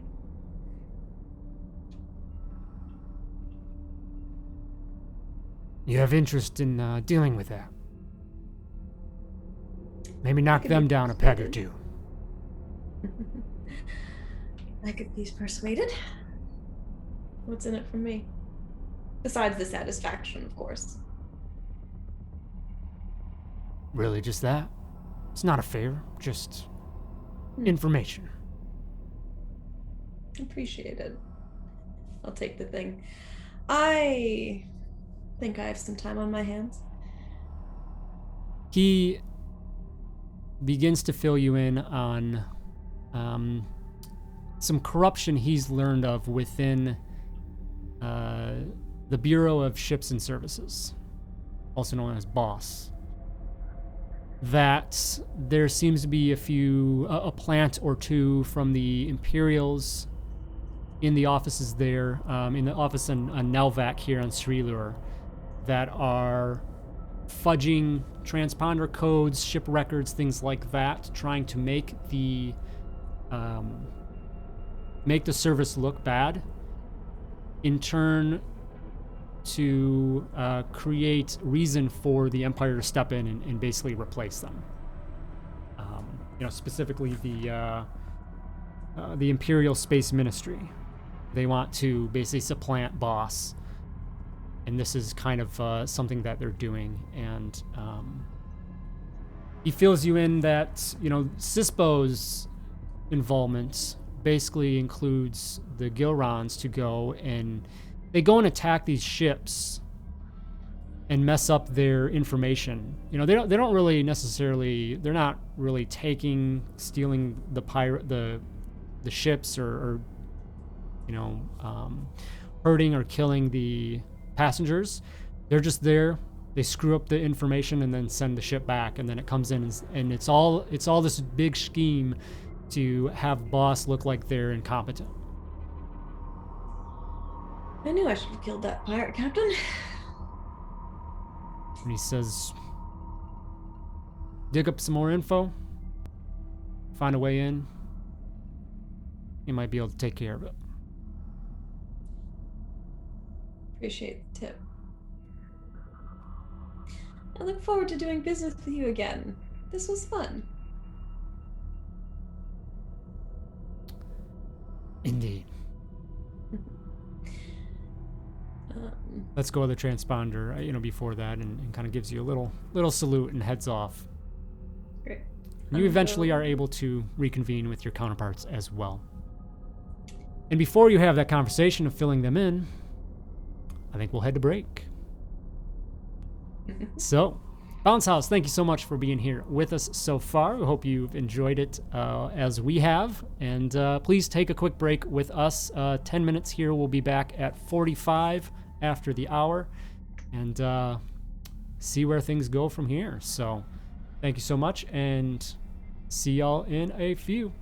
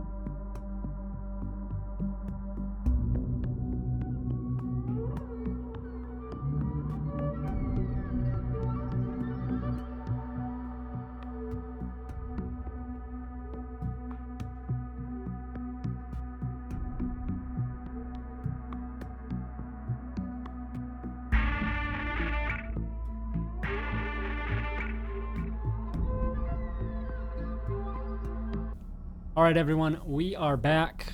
Hope you are back with us. Let's see how the story ends. So, we left off after the fight that Nula started strong, but unfortunately, her opponent, Captain Alanda, the Deveronian captain of the Sawani pirates, came in just with a barrage of strikes, knocking her out, taking the title of that fight. But after getting some information from him, Nula, you now head and reconvene with your counterparts. So, first, I'd like to punch Triple O in the face. Let me add one thing in there. After the fight, and as Nula does go down, Triple O, Tannen, you know, as people are kind of leaving, pulls you aside and says, "Well, what do you know? But I kind of caught on that you saw some value in keeping me alive. Certain things were mentioned. What are you after?" I fear I am about to be hurt. I fear that Nula may think that I compromised her in some way, yet I did nothing. Besides the point, I need information and possibly help. I am after a specific rebel base.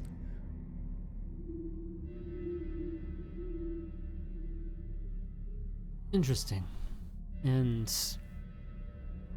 what's your purpose for locating this base? Once I retrieve the transponder, I will be able to locate what their ships look like and be able to sabotage their space. With that, the Empire will have more of reason to come occupy this land.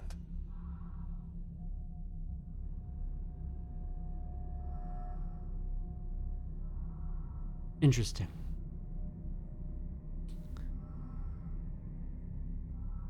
I'll be in touch. I might be able to put you in contact with someone that might have ears to the ground in that regard. I thank you. Please, think of me before I get hurt.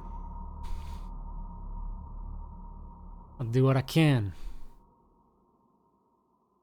And he big slap on your shoulder and heads off. So with that, you all convene. And Nula, Yep. slugging Just a triple O. sucker punch. Just a pop. Go ahead and give me a make an athletics check. Okay.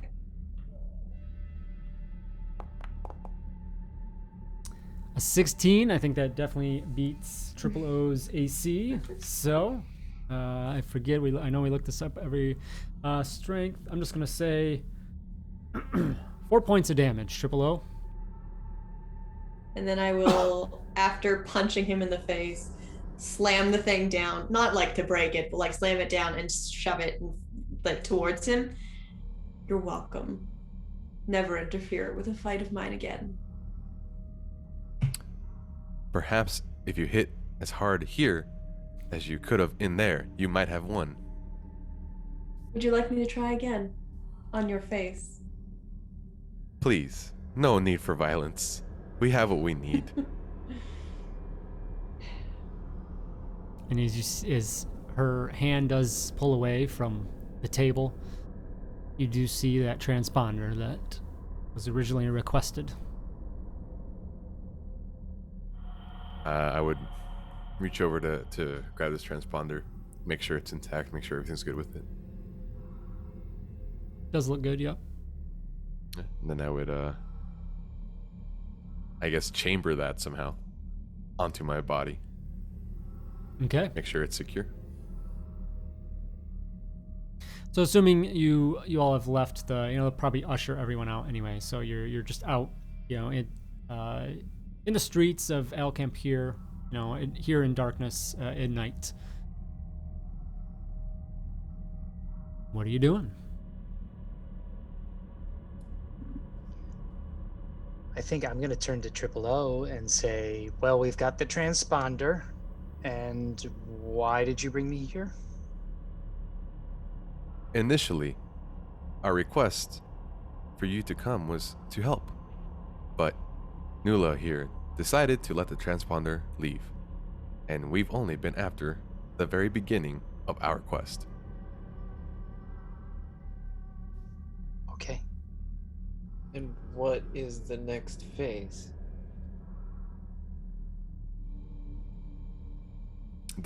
In the exchange of this transponder, now I have to reveal information to Nula, correct? Or is that kind of like over? Yeah. Did I forget if we discussed what that exchange was? It'd be like I think like the most we discussed, it'd be like some kind of type of information that would be able to exchange, like information on boss, something like that. Yeah, it was going to be similar to what Yeah. Alana had kind of mentioned. Similar, probably not to the extent, but yeah, something similar. You wouldn't really expect much to come of that. Yeah. Yeah. Per our agreement, then I would in that moment be able to explain up to what I could. Yeah. Over boss to Nula. Nula will out of frustration just well, I'm going to go fuck up some empire. What's the word I'm looking for? People on the payroll. Lucky, are you interested at all in helping me with that? If that means you'll go back to Gan with me, sure. Oh yes, we've already. I'll go apologize to your mother. It'll be lovely. But I don't want more empire on this planet. I don't want more empire anywhere. They're the reasons why I had to frame you in the first place. So, really, it's in your best interest. Ix hates the Empire now. Perfect. Lucky is looking around. He doesn't have a contract right now. I mean, the contract that he had kind of just blew up in his face just now again, and he I guess I could go with you. Yeah, I'm ready to be hired again. I don't have much money per se, but I'm sure we could find something to sell. It'll be worth a little something for you.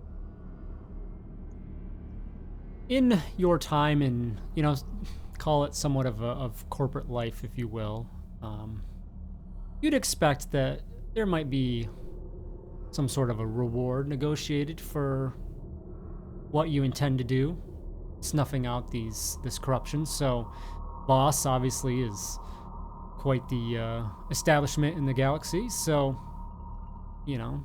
maybe not to the extent of promises to your counterparts, but a strong suggestion that there could be some value in the assistance. Triple O, it's been, well, it's always something doing business with you. I would invite you along, but I have a feeling that it's not really your bag. Naturally, you're correct. I usually am. Shall we Yeah, get I a guess. drink? Yeah. So would that be like an exit for Triple OK, or what would that be? We can. I can make something work here. It's up to you. I mean, if you're not gonna have anything to do with this. Yeah, I think like I would like my whole transgression here is like done. The most I would say is to look towards Lucky and say, Lucky, perhaps you can come with me. We can share more familiar affairs, speak more on of our family, and you could possibly help me with some issues that I may have. I don't promise the reward would be grand. A grand, like the grand that you owe me from that pit fight? Lucky, if it's all about credits that you desire, I humbly offer you 1,000 credits for your assistance if you come with me. Oh, it's so tempting, Triple O, but it seems to me that every time I hang out with you, I seem to be getting shot at, and you seem to run off. So I would rather get shot with my friends who are there with me in the fight. I would respectfully put out my hand out for a handshake, if you would receive it. I don't know. I would definitely receive it because we are family. But okay. I would not. Yeah, I'm just. So far, Lucky has not gotten a contract completed. He's lost $1,000, and Triple O, and he always goes along with Triple O. He's like, I've got to stop these things happening from somehow. I would firmly shake his hand and say, thank you for your assistance, Lucky. Make sure that you run fast and strong. Do not fall. I will do my best to do that.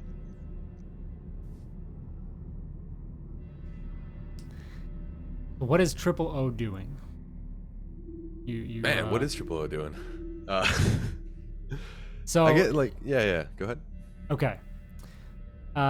So what I had potentially planned, which I think is great, it'll just be two sides of kind of the same challenge here. So basically infiltration into your respective facilities, and for Nula, Lucky, and Ix, we'll be infiltrating Boss and taking out these rats, if you will.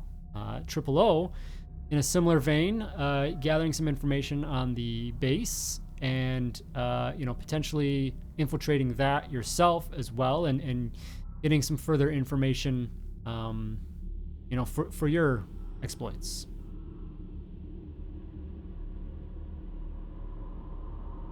That sound like something you would probably go after, Triple O? I guess. Yeah. Okay. All right. So this will be fun. We'll bounce back and forth and see how this goes. So, All right.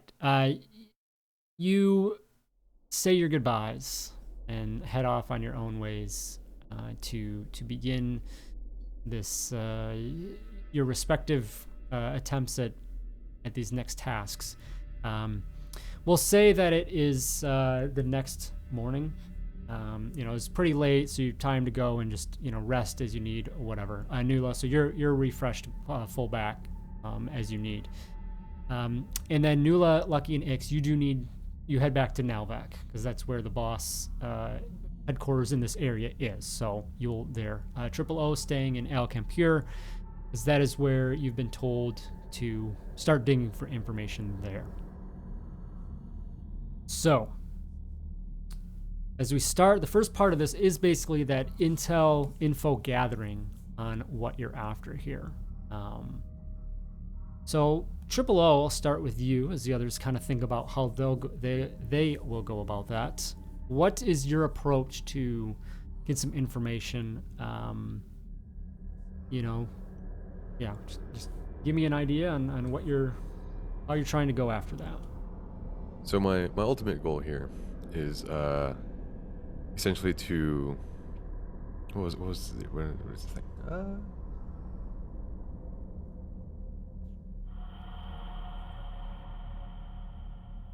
Okay, so the idea is to frame the key leadership for the starship theft, hence the transponder.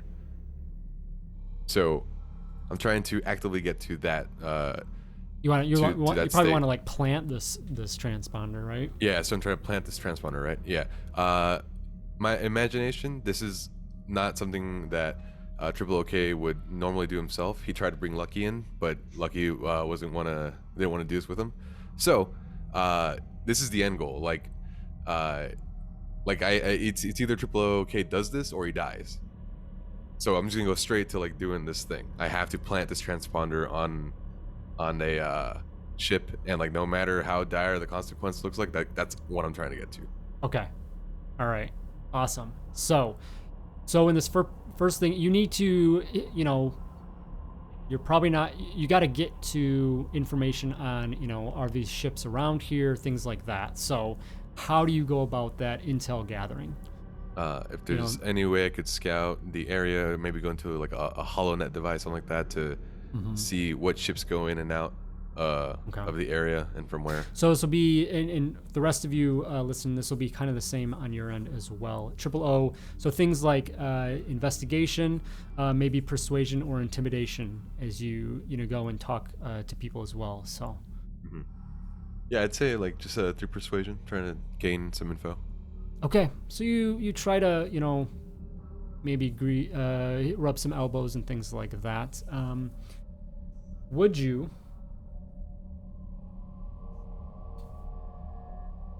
Do you think you would try and grease any palms as you do this? I'd say that I would use the winnings that I had to try and influence, see if anybody would like to come be muscle for me. And how much are you going to put up for that? I have 1355, so that. Okay, you're going to use all of that? Yeah. Okay, awesome. Go ahead and make that. You said persuasion, right? Yeah. Add advantage.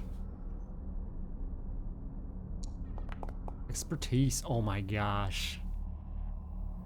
Hey bro, can I use the inspiration here? You have 3 left after that. So you get one reroll. So roll persuasion once. You got expertise. I mean, oh my god. A 3, a 4, and a 5. Amazing. So your best roll out of the 3 was a 12. So in clue hunting, something I learned from Cheyenne Wright, a fantastic GM, is that you'll get what you're after, but your success or how well you go about this determines if you're noticed or not, and to what degree. So you get some information. You don't necessarily know that, maybe someone's on your tail, but that's kind of the out of character aspect here. So yeah, you get some information, and You find out some other people you can talk to. You can go to the starport. There is a small little starport in Alcamp here, and there are some ships that come in and out of that. And you've found out that there is a couple ships there that seem to be involved in this small rebel recruitment cell in the city. As we switch over to the others, you arrive back in Nalvac. And you have a similar task. Basically, you need to try and get some information on where you can get into Boss, any information on maybe who you're going after, things like that. As a group, how are you tackling that? Do they have a centralized location at all, like a government building or anything? They're stationed at the main starport. There's like a massive starport here in Nalvac. It's the main one for the planet. It's almost considered like multiple.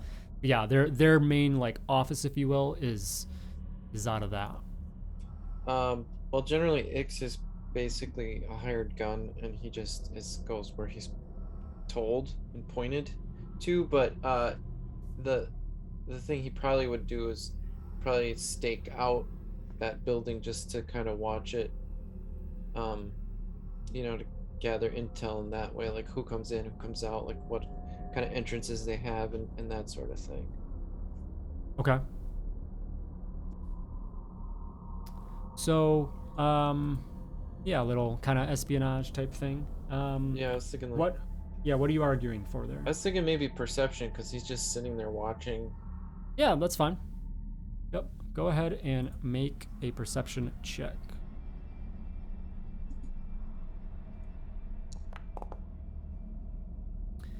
All right, 13 on the die. Okay, so yeah, you take some time and you start to see, some patterns of movement, different people coming in and out, and trying to observe if there's, either a general opening you can get into, kind of a backdoor entrance, something, are you going to be required to maybe disguise yourselves, and you get a little bit of information in that regard. Nula and Lucky.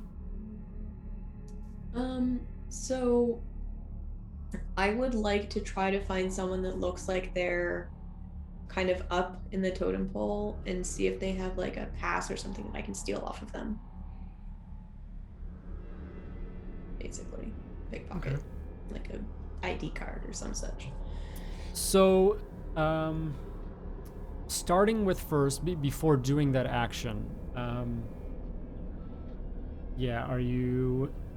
So, probably perception as well? Okay. Yep, go ahead. Okay. Oof. I see nothing. I think Lucky is gonna just sort of I think he's gonna do a little more investigation, just sort of like ask a couple people, maybe figure out if there's a certain group within Boss that maybe, if they've heard of things like this happening, Right. who it tends to be, and just investigate the whole thing. Yeah, absolutely. So go ahead. You said investigation? Yeah. Go ahead. Very nice. 21 after modifiers. Fantastic roll. So you've talked to a few individuals and you feel confident that, there hasn't been any spillover from your investigations, any raised eyebrows. So 3 of you are able to meet back up. Nula, you say, I've seen kind of the officers. I know a few people I could probably bump into. Ix, you've seen some of these patterns of movement and location, scouted the building out. You have some options where you could get into the building. And then Lucky, you've learned specifically. Sorry, you said you're kind of asking about these kind of sketchy individuals. Mm-hmm. Yeah, so you've picked up a couple names of officers and where they, like what department they work in, things like that. So you have some specific information to help you head in. Definitely. Perfect. All right. Triple O. You have your information. You know of this. These ships. So probably next step is trying to make your way aboard that. Yes, trying to plant this. Yeah. So I guess my first instinct, my first thought would be, I'm assuming there's like some kind of like guard or something like that. That's protecting that spaceship. So in a general sense, I would assume you're probably going to be doing stealth, and or if you want to try and persuade your way Yeah, I aboard wanted the to ship as well. So if I saw a dude, I would like to, speak to them and try and tell them that I'm trying to persuade them that to let me into the ship area. okay. So yeah, you head forward and you go to basically just go aboard this vessel. You do find they're not you can't tell if they're associated with any faction or what otherwise. They seem just like a worker at the starport. You head up to them and make your arguments, and they're a little hesitant at first. So go ahead and give me a persuasion check.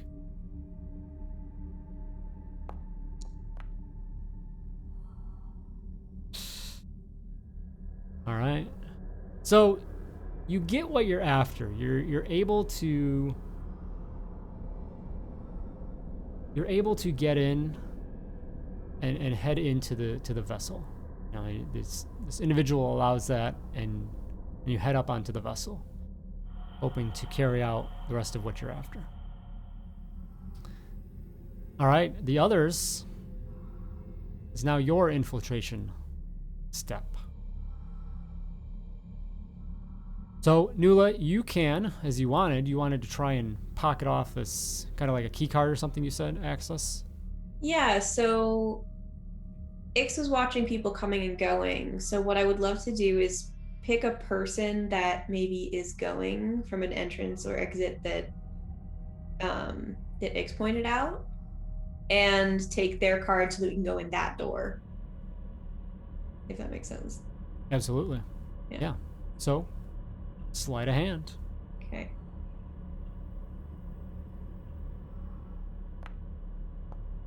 Very nice. 22. It was like on a 1 for about a half a second. I was like, ah!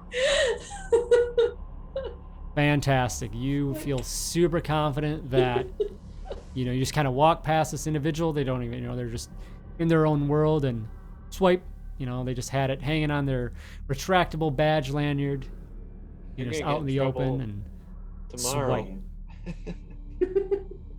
Swipe. All right, Lucky and Ix, what are you doing to head into the building? Well, I guess stealth. Persuade your way in. Try to things be like stealthy, that. even though he's not a very stealthy guy. Okay. But yeah, that's his best hope. It's just kind of getting through it without attracting too much attention.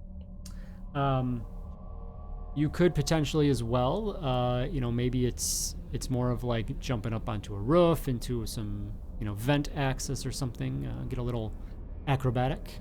Yeah, I'm actually better at that. So yeah, he probably, instead of trying to sneak by people, he just trying to the sneak through the vents type of thing. Okay. Absolutely. Go ahead and make an acrobatics check. Ew. Very nice. 23. Team Boss is doing well. Lucky. Yeah, Lucky is going to sneak his way in. He's just built for that. So the door opens. He's going to just sort of... kind of following, Nula a little bit. And... yeah, or like if somebody walks out, he's going to slide in before it shuts or something like that. All right. Give me that stealth check. I'm going to use my inspiration. Okay. Sitting on a 12 right now before that.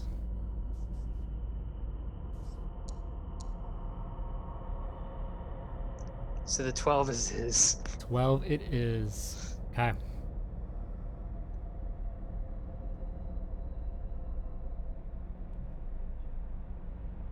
The three of you do make your way in. Ix, you get up to the roof and then come down into a vent. Nula, yes. So I just realized in my inventory, I still have my company uniform. Would that help me here?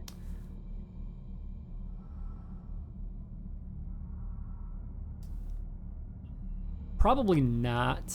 Okay. I'd say, yeah, because I mean, it's a very different Yeah. uniform. I mean, you have the access to come in, so, yeah.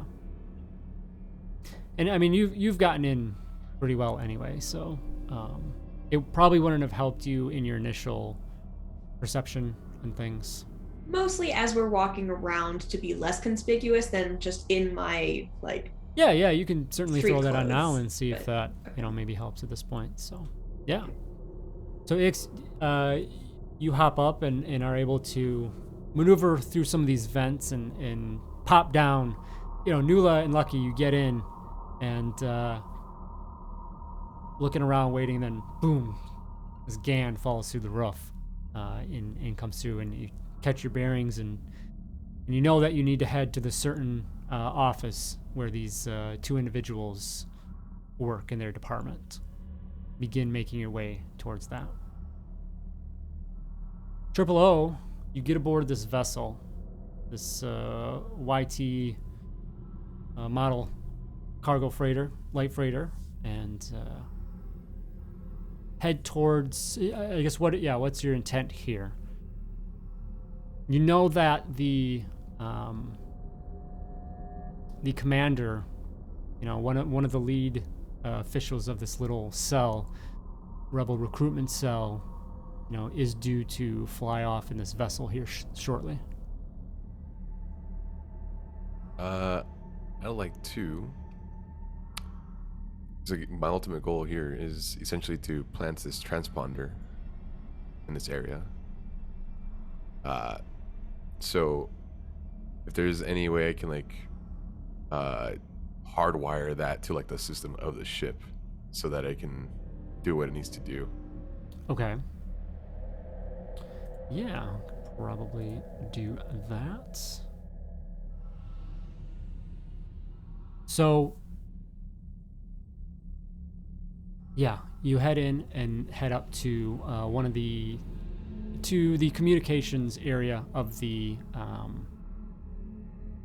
ship and begin working away at your task. Go ahead and make a technology check.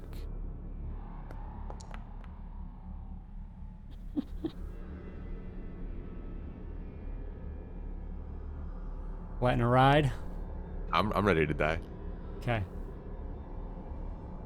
4 total after modifiers. As you just are focused on, I just want to plug this in. I just want to get this done. And alarms start going off. But your job is to do this. And you get that in there and you continue. As you hear a voice come out from behind you. Hey, what are you doing? Who are you? And just kind of waits for a moment for any response. Any response? I would try and tell him that I'm here to work on the ship, that I'm merely testing the emergency systems inside of it, and that there was a malfunction and the emergency systems went off. Give me a persuasion check at disadvantage.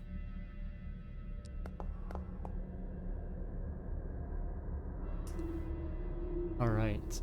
The individual just looks at you and he calls out and he just says, we don't see any reports of that. We don't have anyone scheduled for maintenance or anything. I don't think there's any issues here. I don't know. What do you do? What are you doing there at that equipment? And you hear him moving forward towards you. Do you ever take a moment to look back at him? No, I'd say I'd still be looking forward trying to make this thing happen. Okay. With that, then, he comes forward, and you hear the heavy footfalls, on the kind of metal grates of the floor, tink, tink, and then something juts into your side, and you can kind of feel that a little bit, and it pushes you a little bit, And then there's this burst of energy that just fries through you as this ionic blast just jolts through your entire being. Go ahead and make a Constitution saving throw at disadvantage.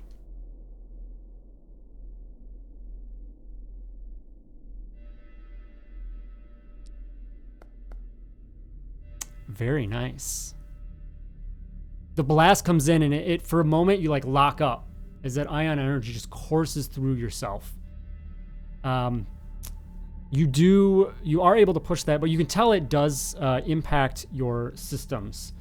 As you take 4 points of damage. And the individual looks at you and says, you need to stop right now. And you sense that the blast, the rod is going to come back in. You going to do anything else? Anything different, I should say. I would turn around at this point and try and like, if I have anything in my hand or whatever to, if not just my hand itself, I'd like hit him. Okay. So he would like, try and knock him out. You turn around and go and just try and swing out at the individual. So go ahead and make a melee attack roll. So go just make an athletics check for me.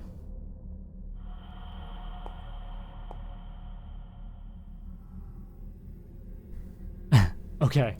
You go and swing out, and maybe it's just a little bit of that ion that's hit through you, and your functions are not fully on key, and you go and you just try to strike out, and he pulls back, unfortunately missing.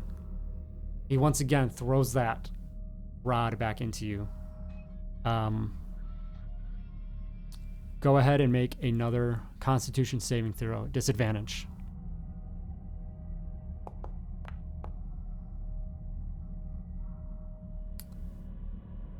This one, unfortunately, comes in very strong.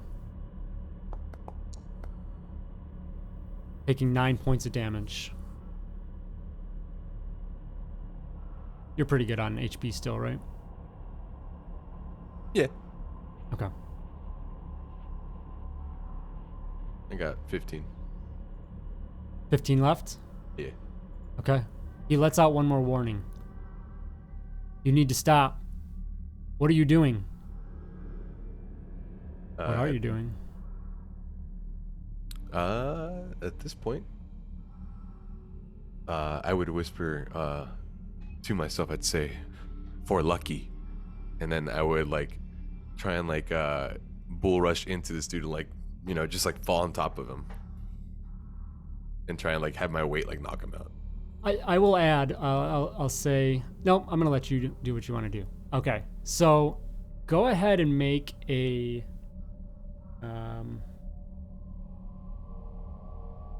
make another athletics check.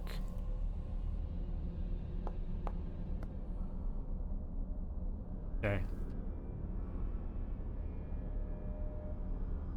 Okay, but we still have 3 group inspirations and many D4s. I'm just saying. Doesn't need it, however, as this other individual is caught off guard, and you just turn around and you just, reach and kind of pile drive, and knock him out to the ground, and he falls down and is caught off guard for a little bit, a little dazed as you push him to the ground, allowing you to get back up and maybe in return to your task. The individual does like shake it off and he is going to get back up. Give me another technology check. It's the heart of the cards, baby. Where's that first one at? Oh yeah, really bad on the first one. Okay. So, you continue to work at this thing, but you realize you need a little bit more time, and you know that individual is coming back one more time. And it does, you feel that rod sticking to your side. Another blast erupts through you. Con save again, disadvantage. You feel that this is it.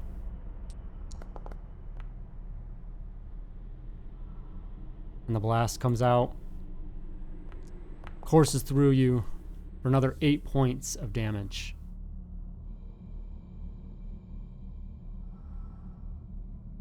Give me one more technology check.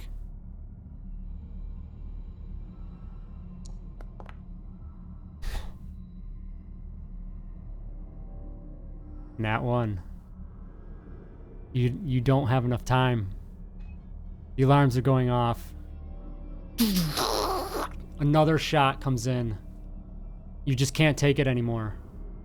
As you're standing over there, like trying to submit this transponder and get it installed, and it just takes you over, and you just kind of lean over and fall inactive, hunched over the console. Your mission, unfortunately, not complete. As I shut down, I'm saying, for the Knox family. My heart. Like the end of Rogue One. As the loss of Triple O hangs, we switch over to Nula, Lucky, and Ix as they travel down the hallways of the boss headquarters, searching for this office, eventually coming to that. You head inside, and you see 2 officers dressed in the boss uniform, but who do seem to fit the descriptions of the individuals you're looking for. They stand over a large mapping display. They just look like they're at work. They're a little caught off guard as you enter in, turn around and ask, who are you? What? Because clearly you stand out a little bit from, who they would normally see. Lucky's gonna turn around and shut the door and lock it. Okay. So there's you're in a corner room. There's an a L shape, if you will. There's an entrance on either side. So you come in on the one side there. So 2 doorways, but you can certainly hit up both of them if you want. Well, I'm gonna lock this one and then move to the other one. Okay. I have a possibly stupid question. Were we dedicated to assassinating these dudes, or were we supposed to? I mean, I think shake that's them on Nula. That would be up to Nula. It was her task. Mm-hmm. Yeah, I mean, I guess the more important question, or the relevant question is, would I know what we would need to get a bounty out of these people? Dead information, like Dead you can. If you taking them captive as well, might help also. I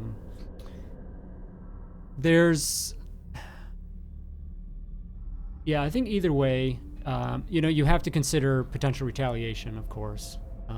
So it's maybe a matter of, if one way or the other is better. Ix is in favor of not leaving witnesses. Mm-hmm. Lucky has been burned by that before, and he doesn't want to leave any witnesses either. Everyone give me a perception check. I like that we're having this conversation in front of these 2 dudes working. I would hope we were doing it. Very We decided nice. this before I we took got all in. the bad rolls. My I took them God. all. I really hope you guys didn't waste your good rolls. Oh boy. 19, 21, 22. You all notice like a small hand movement by one of them under the desk, and then there's a small little blinking light. All right, I'm killing. Fully these guys. confident that alarm has been tripped. Some silent alarm. I'm blasting. So, anyways, I start blasting. I start blasting this guy. Okay, so your you last mistake. you pulling up and just taking them out? Yeah, why not? Oh yeah. Okay, so there are 2 individuals in there. Easy enough to just take them out if you need to. So you do. At that though, as you go to leave, going back out the way you came, I assume. if it's not blocked. Mm-hmm. Yeah. I'll listen at each of the doors, maybe, to see where the sounds come from. So as you head to either the door, you can hear footfalls. If you listen out, you do hear footfalls coming from either way.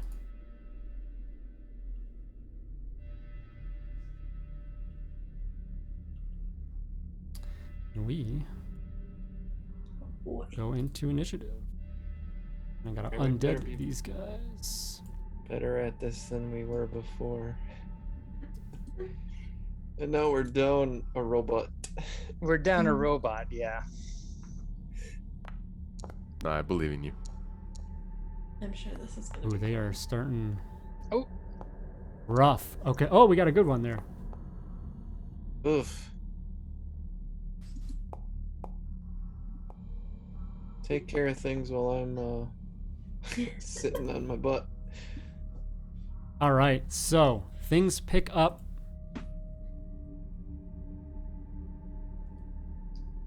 As you realize they're from both sides, you have people coming down the corridors. So there's closed doorways there to the entrance of this room.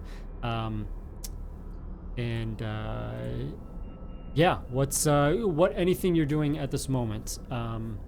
I guess actually I'll say that the guard that is up first. Oh, why is it that one? Okay, is going to come up and so you guys would have came in on this side. This is the door you would have locked, Lucky, up top. okay. So you would have been down at this other door, Mm-hmm. unless you moved. Say Nuala be at the other door probably if you listened. Yeah. Kind of covering both doors. Okay, so kind of have you up there, whatever. All right. So Lucky, you hear pounding at the door, and then it whooshes open as they bypass the access to that, and you see this guard and just looks out, and they just yell out, calling out to you, and they look over, they see the two individuals laying on the ground, and they're gonna start blasting. So he will fire off at the Rodian. Shot comes in, and that will unfortunately miss. First shot will not connect, and that is all he can do. Lucky, you are up. You've just been shot at. I'm gonna shoot right back at that guy. Kill him dead. Ooh. Did it roll back over? 19. Oh, it stayed on like a 1 on my screen. Awesome. 22 definitely hits.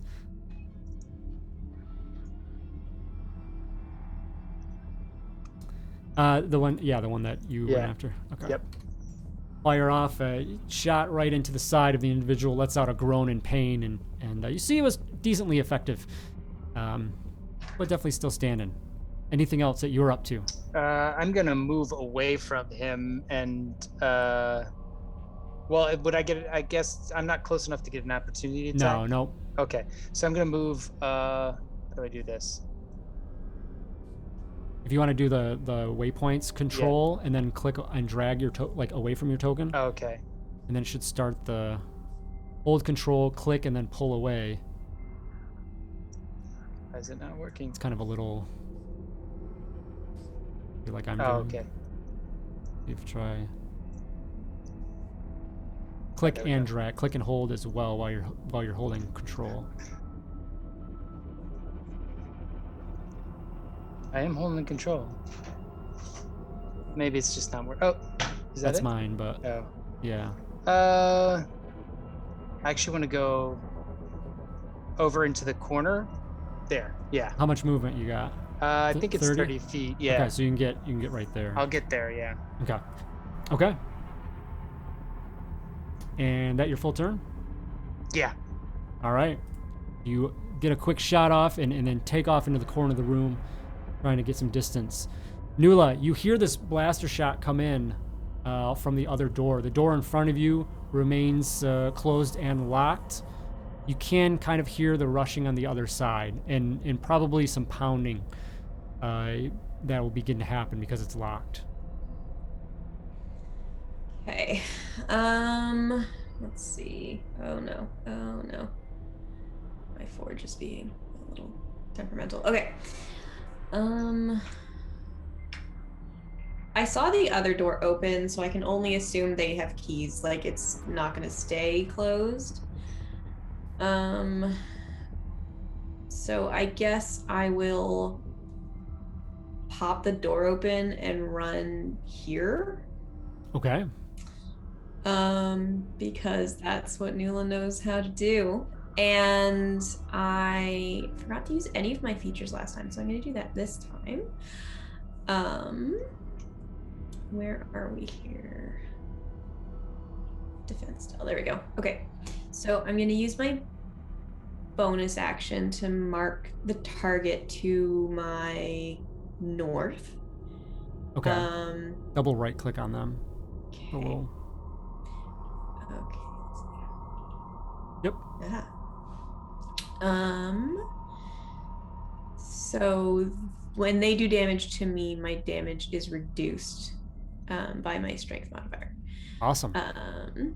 So, and then I'm going to hit the one to my west. Okay. So. You slam open that door and rush down the hallway. You got a staff, right? What was your weapon? Electro staff, yeah. Okay, yeah. It's kind of crackling a little bit, coming in. Oh no. My God. And just you focused on the other individual, a lot going on. The others guards around the corner distracting you, and you just completely just go. Maybe some soreness from the fight gets to you as well, and you just completely go off balance, missing this shot. I believe that, yeah, that's my action and bonus action. So, You want to use Surge yet, or? Yeah, sure. Why not? Okay. May as well. We'll try again. Okay. Do you see that you have a quick moment to try and react, collect yourself, and luckily it does work out in your favor, and you do connect this time with the strike. Go and roll damage. Oh my lord. Anything's better than nothing. Is there any effect with that? Now, right, when you hit, force it to make a dexterity saving throw. You know what the number is for that? The shocking number on the weapon? 13. Okay, so DC 13, dexterity saving throw.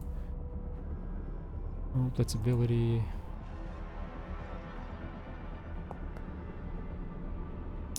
They will save, unfortunately, so nothing extra. Okay. All right, so it seems that, you get more of a blunt hit than hitting it with the electro element of it, the shocking part of it, causing any of that additional damage. All right, with that, the guard that you just struck is up and is going to retaliate, but only with a stock strike. He can't get his weapon up to fire a shot, but still will attempt what he can. And will wildly miss. Ix, you are up. You have targets to your left and right. Which one was the one that Lucky shot at? The one on the right. It's over there. Yeah, south and right, yeah. I'm gonna open up by firing on that guy. That's my first move. Blam. Very nice. As you're just waiting, as the others have kind of made their moves, you've just been lining up the shot and you hit true. I'm gonna In roll my addition to that, damage. yeah, straight damage. Okay. With my brute force, which is 1 per turn, I can do plus 1d4 damage. Okay, not bad. And then I'm gonna use my. Is he still up? Yes, but that was a solid hit. He's looking rough. Well, I'm gonna take him down now. I'm using my action surge to shoot Okay. the guy again. Ix is not messing around. Oh, I guess he is messing around. You go and take the shot, and unfortunately you're too confident with that first one, and you just see that he stops and rears in pain, and you just like, I got you, and just he kind of bends over, and you go to take the other shot, and it just misses wildly. You didn't anticipate his reaction to the shot and the way he did. Anything else? Any movement? Yeah, I'll try the control.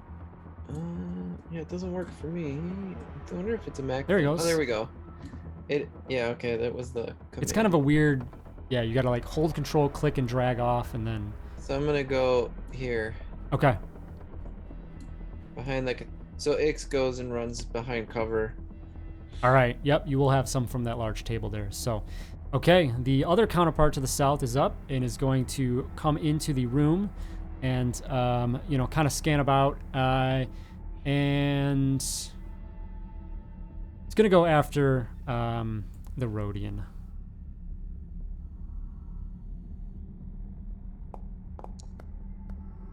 Oh, will miss. Luckily for you, Lucky. Okay, the other guard is going to turn and stock strike Nula as well. If you can get anything out of that. And you said, well, see if it hits first. 16 will just hit. And damage.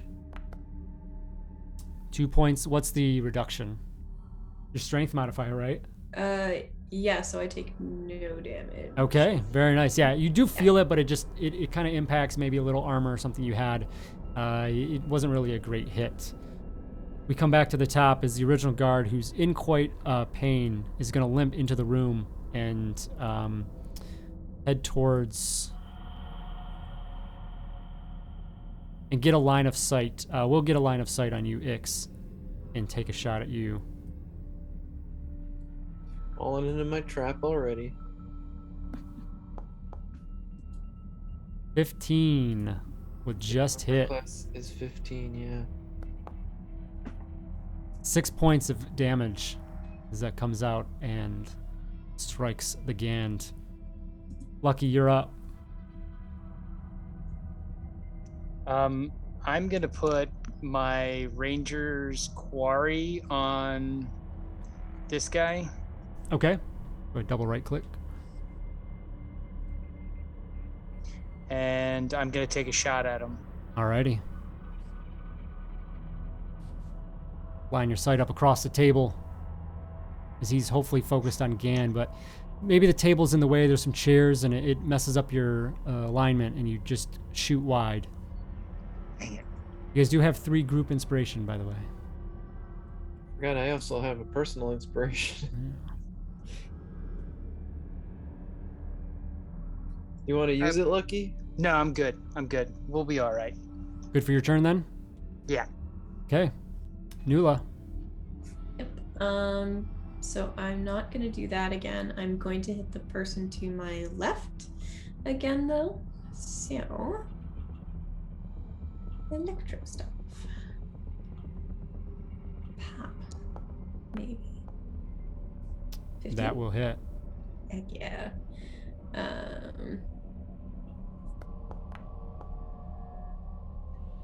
Okay. And 6 damage, and then a con save. Dexterity was right? Dexterity save, yeah. Yeah.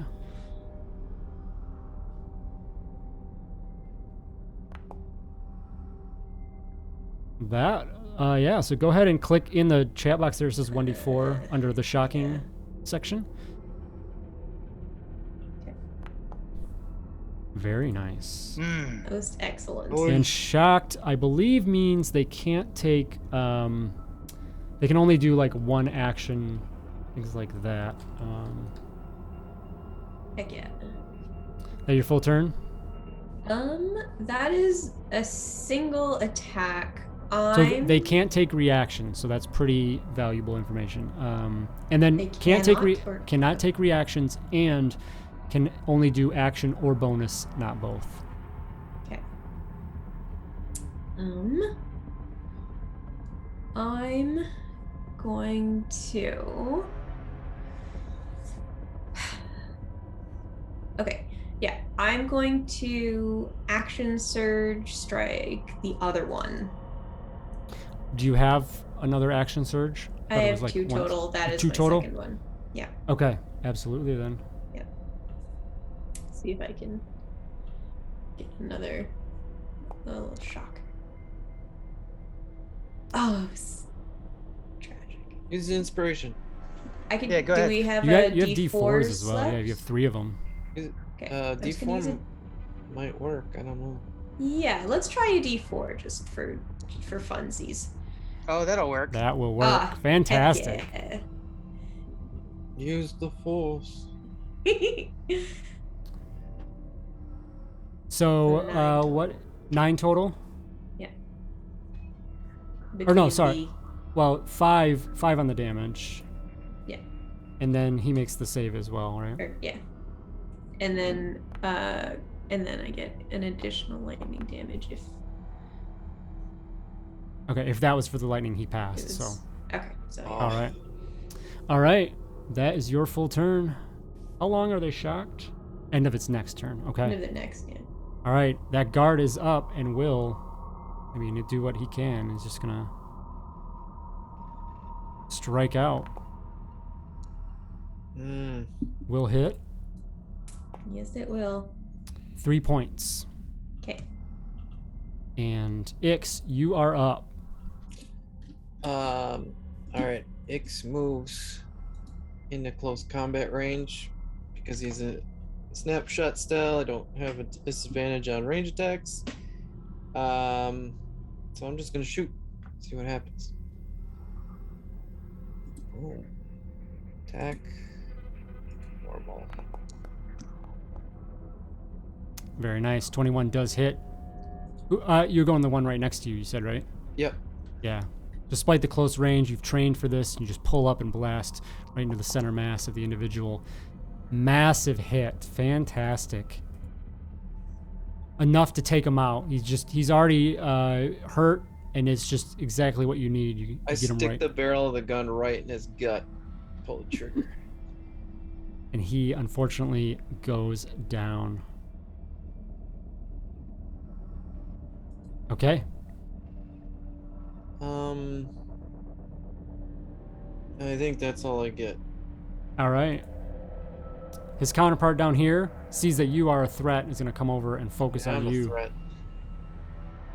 Let out a blaster shot your way and will hit with a natural Oof. 20. Oof. See if I get anything out of it. Oh my god, 2 ones.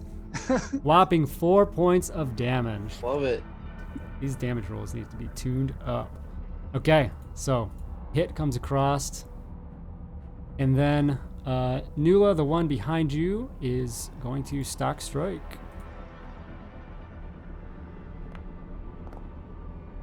Should hit with a 20. See if you can actually land some damage. 5 points, 2 points of damage. This one you feel. Maybe hits one of those soft spots from the fight.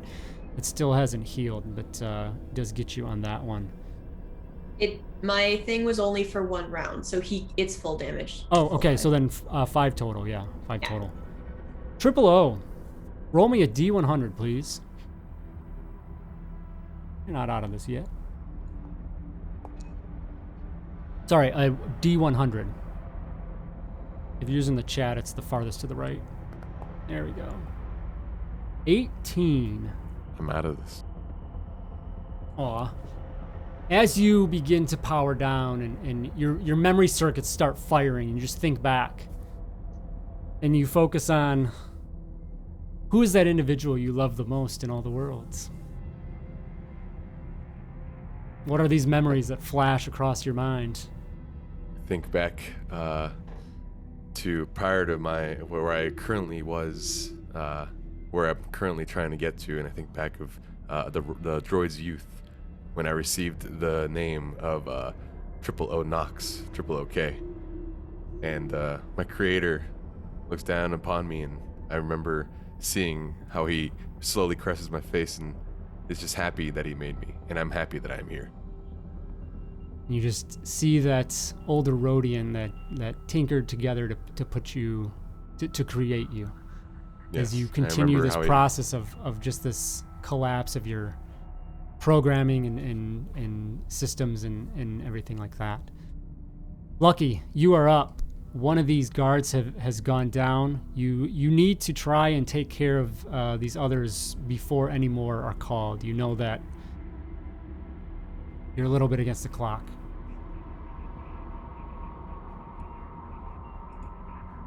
Lucky, let's clear a path and get out of here. Yeah, I'm gonna to Hunter Mark or Ranger's Quarry that guy, and I'm gonna blaster him. Come on, is that in? Yeah. Nice. Look at that roll back. That obviously hits. So I get a critical. Yep. So when it pops up, just make sure you hit critical on the. Nice. 13 plus my D4 because he's Ranger's Quarry. Okay. Yeah.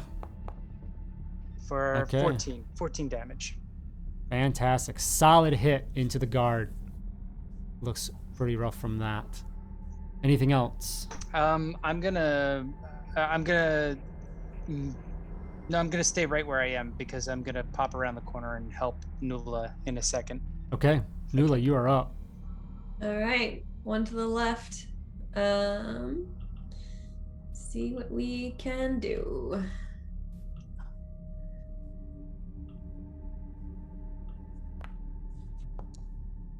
That'll hit. Heck yeah.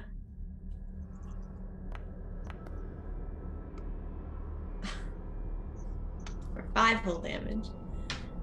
Comes down. Dexterity.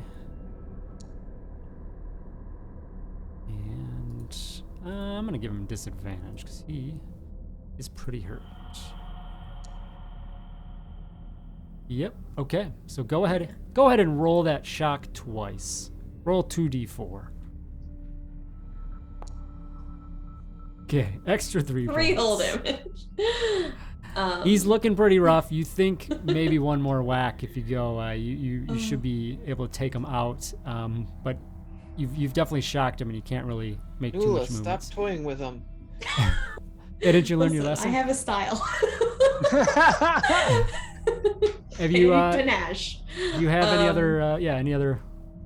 Yeah, I'll use my bonus action for the one to my north. When they damage me half. Okay, so just kind of targeting them. Mm-hmm. All right.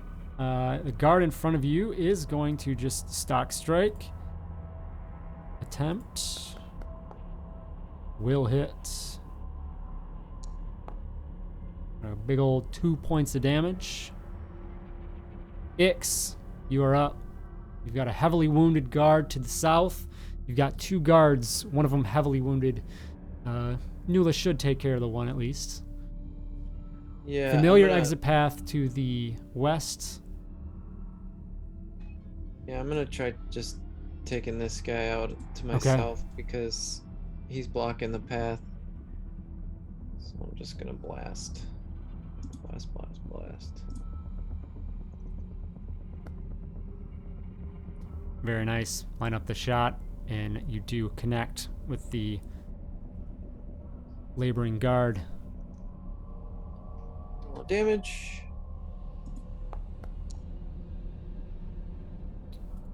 Very nice. Any other additions to that? No. Okay. I don't think I have anything that I want to do. He's pretty rough. Probably one more hit. He's gonna go out. You can go home alive if you give up now. Just yell. Give me intimidation check. Oh nice. And a -1. Or a dirty one. Fantastic. He just shrugs off the attempts at the plea. Despite getting hit, he has a job to do. He is he's a very well-focused guard here. And he's gonna just return fire. Then I'll just say you deserve a raise. Ooh. But unfortunately, maybe the hits that he's taken has thrown off his attacks and will not connect. The guard behind Nula is gonna go ahead and just stock strike. Will hit. Let's see if it gets through. It will. So 1 point of damage. It's reduced by your modifier, right, Nula? Yeah. Yeah, so 1 point of damage. Triple O, you continue to fade. You probably have one more memory left. Give me another D100. This hurts. 17. I love this. I like this one a lot, especially for the droid. As the vision of your maker, your Rodian, goes away, something that you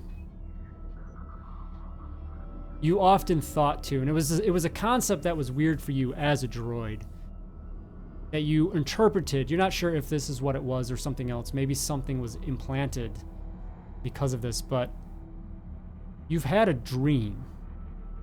You identify it as a dream, and it was very pleasant, very enjoyable, something you hold on to. What was it? There was a point in time where the Rodian who created me, he would sell off my type of droid off to the Empire, but when he created me, he kept me special, and he kept me as someone that he would always keep around, and so he created this special like memory bank in me to make me different from the rest of the droids that he made. Unfortunately, the Empire ended up figuring this out and going to this Rodian, and I wasn't made aware what happened to him, but I guess what the Empire does, and they took me, and they wiped my memory, and they tried to put me, as one of their regulars. But my maker's special implant that he put in was not damaged or touched by this memory wipe, but it never really hit true into who I was. So I would do things, but was conflicted about it. And I just knew I had a sense of family. And that's essentially, I was very happy to see Lucky, at least for a final time. But I wasn't necessarily, I didn't understand 100% why. I just knew it was good. Yeah. And with that, the systems come to a final end, and you become just a hunk of scraps, metal, wires, gizmos, and gears on the floor of this rebel ship as you attempted to try and intercept with this transponder. And we fly back to the rest of the group as you continue to try and make your way out of this. As who's up? Not the dead guard. Lucky, you are up. All right, I am gonna shoot this guy in front of me one more time because he's almost out of here, and then I'm gonna yell for Nuala to come down so that we can get out this way. If we get rid of him. 14? Yeah, All right. I'll give that. Sorry, which one were you going after? To the south? The one I'm marking. Yep. Yeah. You have hunter mark on him? Yep. Yep, that'll take him out. Perfect. Fantastic. Okay. Hey, that Anything was else? mine. Sorry, Ix. You can have the next one. All right, Nuala. Speaking of, Continue to hear blaster fire inside. Yeah. I'm going to. The one to my left is the one that looked real bad, yeah? Yeah, yep, the one you've been attacking, yep. Beautiful. So. Pop. That will hit. Yeah.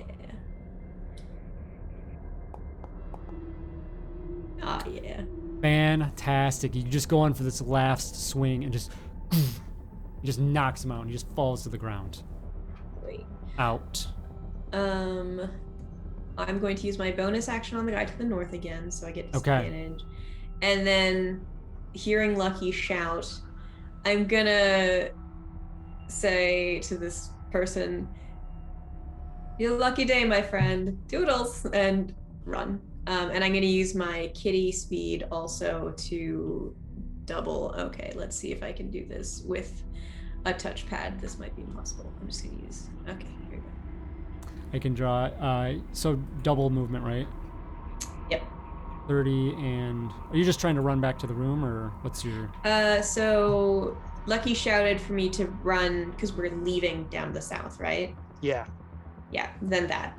Okay, so just kind of get you in there. That's as fine. far as I can go. Yeah. Yeah. All right. So the guard will have an opportunity attack on Yep. you. So we'll attempt to take that. And we'll just spectacularly fail with a nat 1, and you are able to get away. Their kitty reflexes. Okay, Ix, what are you up to? Well, I would shoot at that guy just to try to, like, aid our escape, Okay. So I'll just shoot at the dude. Shooting. Oof. I'm gonna spend my personal inspiration. Okay. Why not? You do have 3 other groups. Ooh.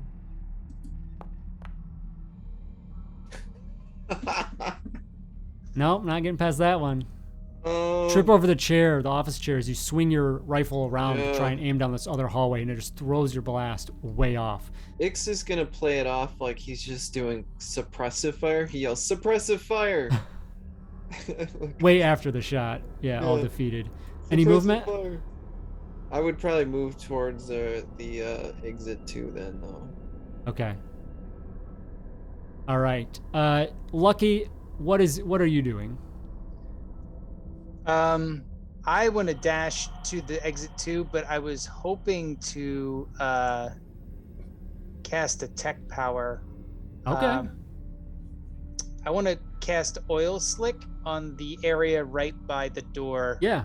So that he can, so the guys coming in will at least be slowed down while we run out. All right. So I'll say that happens. So as you run around the corner and you blast, go ahead and narrate how that looks as you do that. So as I start poking on my wrist pad, but as I come around the corner, I point it out onto the floor there, and it just oil shoots from my wrist pad onto the floor there. When I see that it's a sufficient amount, I stop it and I run to the dash across the side to the others. You meet up with the others and begin. And as you do, you look and you see this other individual who seems to be there, like hand to his ear, looking, and he just looks up and makes eye contact at you, and then it looks like he sees the oil, and he does turn and just rush away. But it does seem like he's about to call for backup. But the 3 of you head down this other hallway and are able to, hopefully make your escape out. Go ahead and make... I'll give you some options. Stealth, acrobatics... I'll even give athletics. Any of those 3, go ahead and make some checks. Well, Ix is gonna be doing some tucks and rolls and bends and flips. Oh.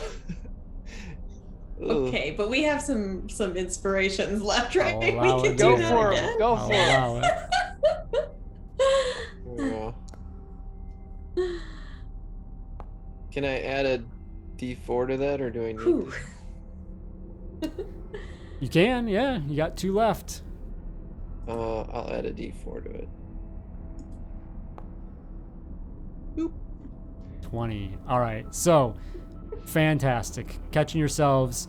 Lucky. Just being quiet and stealthy and looking out the paths and figuring out where you need to go and listening out for the guards as they come forward. Nula, just the same thing. Following along with Lucky, being quiet and stealthy. Being mindful of what's going on with other guards, potentially, things like that. The 2 of you are taking off, and you just look back, and Ix is gone. You just see his feet like dangling from the ceiling as he just like jumps up and takes off. You can hear a little bit like running through the vents, and then it just like disappears. So Ix, you just like jump up, take off through the vents on the roof or something, and take off. As Nula and Lucky, you are able to head out and get back to outside of the of the facility and make an escape, as you've taken out these two individuals that are there to, they've been corrupting the boss, a system, letting at first, maybe letting things kind of cool down before reporting back and maybe seeing, if you can get a little anything out of this. As the three of you rush away, waiting for that to happen, wondering how poor Triple O fared with his adventure as well. I bet you he killed a lot of people. Oh, absolutely. I'll raise a glass of Triple O for bringing us together. Yeah. 3 blue milks are raised as you think of the memory of your droid friends. With that, we're sure we close. he's alive. We close chapter 2. Fantastic, everyone. Ooh. That was hilarious. What an ending. Oh my god. Ridiculous. Bounce House, thank you so much for hanging out with us. I hope you enjoyed that. That was nuts. Such a good time. So, all right, let's say hello to this fantastic cast. Again, introduce yourselves. If you have any cool things going on, please let us know what that is. We're going to start down with PV. Say hello. Tell us about your cool game and other things. Hey, I'm Paul Vincent PV, also known as Table Cat Games. I'm currently working on a Savage World setting called Street Wolves, synthwave inspired. Todd did a excellent AP on it. Watch it. I'm about maybe 60-70% of the way through the final rewrite, so hopefully it'll come out in a few months. I'm crossing my fingers. But yeah, just check me out on Twitter if you like, or go to tablecatgames.com. Fantastic. Thank you so much for being here and joining for this adventure with us. Such a great time. All right, let's go over to you, Bob. Say hello. Hey, Best Bob McDonald, at Stage Outlaw on both Twitter and Instagram. I do actual plays like this. I'd love to come back and rock with you again, Todd, in the Bounce House. I also do actual plays with Carrie, who does Deadlands games. I'm in Deadlands. I'm in her Prisoners D&D campaign. I'm in pretty much almost everything that she does. And I don't know what else I have coming up recently. I think I'm pretty open for June. So if you want to play games, hit me up on Twitter, and I'll put you in my schedule. Fantastic. Thanks so much for being here, Bob. We'll definitely connect again soon on something. So, all right, Ray, the Ray Zombie, say hello. What's up? Ray Zombie. Actually, go to rayzombie.com, and then you'll see actually do stuff. I'm a cam op. I do a bunch of documentaries, all that good stuff. I haven't been able to do too many. I just filmed this dope protest in Austin. It's like 5 minutes long. And it just came out. I do a lot of that on the side. I used to do a lot more, but luckily I'm just super busy. But I like playing games, guys. Y'all are cool. Shout out to Todd for handling 2 different endings and then killing it there. That was awesome. Thank you for letting me play with you, and I really appreciate it. And I had a lot of fun. Absolutely. Thank you. Always been a pleasure. You still do your podcast? No, that died. We did Okay. a live version, and then we're done. Yeah, cool. Okay. All right. Well, Ray, as always, it's always a pleasure. Thank you. Fantastic display of Triple O for as always. So, all right, Farah, thank you so much for being here. Tell us about yourself. Yeah, my name is Farah Sarkaya. You can find me on Twitter at Farrakaya and on Instagram on the same, or at Farrakaya Artwork, where I make art. I'm also in a bunch of Carrie stuff, so I will be featured in Glass Chronicles in this coming June. And I also love playing games, and I also love running games. So if you also want to play with me, hit me up. I love playing things. And again, thank you, Todd. This was super fun, and I love playing with all you guys. Thank you for being here. Yeah. You run anything online, or I'll just kind of? Nope, mostly just Okay. art and joining other people's stuff for now. Yeah. As far as running games, just offline stuff. Yeah. That's fine. So far. Nothing wrong with kind of a chill, unstreamed game. I've done a couple of those recently where I haven't, and it's a nice change to get away from the production and just chill and do that. So absolutely, thank you all of you for being here. This was such a blast. I have been Todd Moonbounce, your Dungeon Jedi Master for this. The next chapter 3 in Hutt Space, will be in, I think, 2 months. Let's see, this was May, so June, July, August should be, if I have no other projects. I should be the next chapter. So I am looking for new adventures. So if you would like to join the next chapter in Hutt Space, hit me up and we'll see about that. Otherwise, on my plate, the next thing is Monday the 23rd, the next Monday Mothership. Fantastic cast for that. So come check us out for some more sci-fi horror. Monday night, 8 p.m. here on the Bounce House. And then also Wednesday the 25th, 8 p.m. again, is a special one-shot of Backroads, the new setting expansion for Backwater TTRPG, Southern Gothic Horror. Super excited for that. Another amazing cast as well. So check out both of those this week. And then I think that mostly wraps my May. And June, we've got a lot of amazing things, including Candace running her fundraiser for Pride for Trevor Project, Thirsty Sword Lesbians all June, which is going to be great. And then I've got another project I'm announcing tomorrow in June as well. So keep an eye out. Busy. Once again, Bounce House, thank you so much for being here. Again, to my cast, thank you. And we will see you on the next one. May the Force be with you.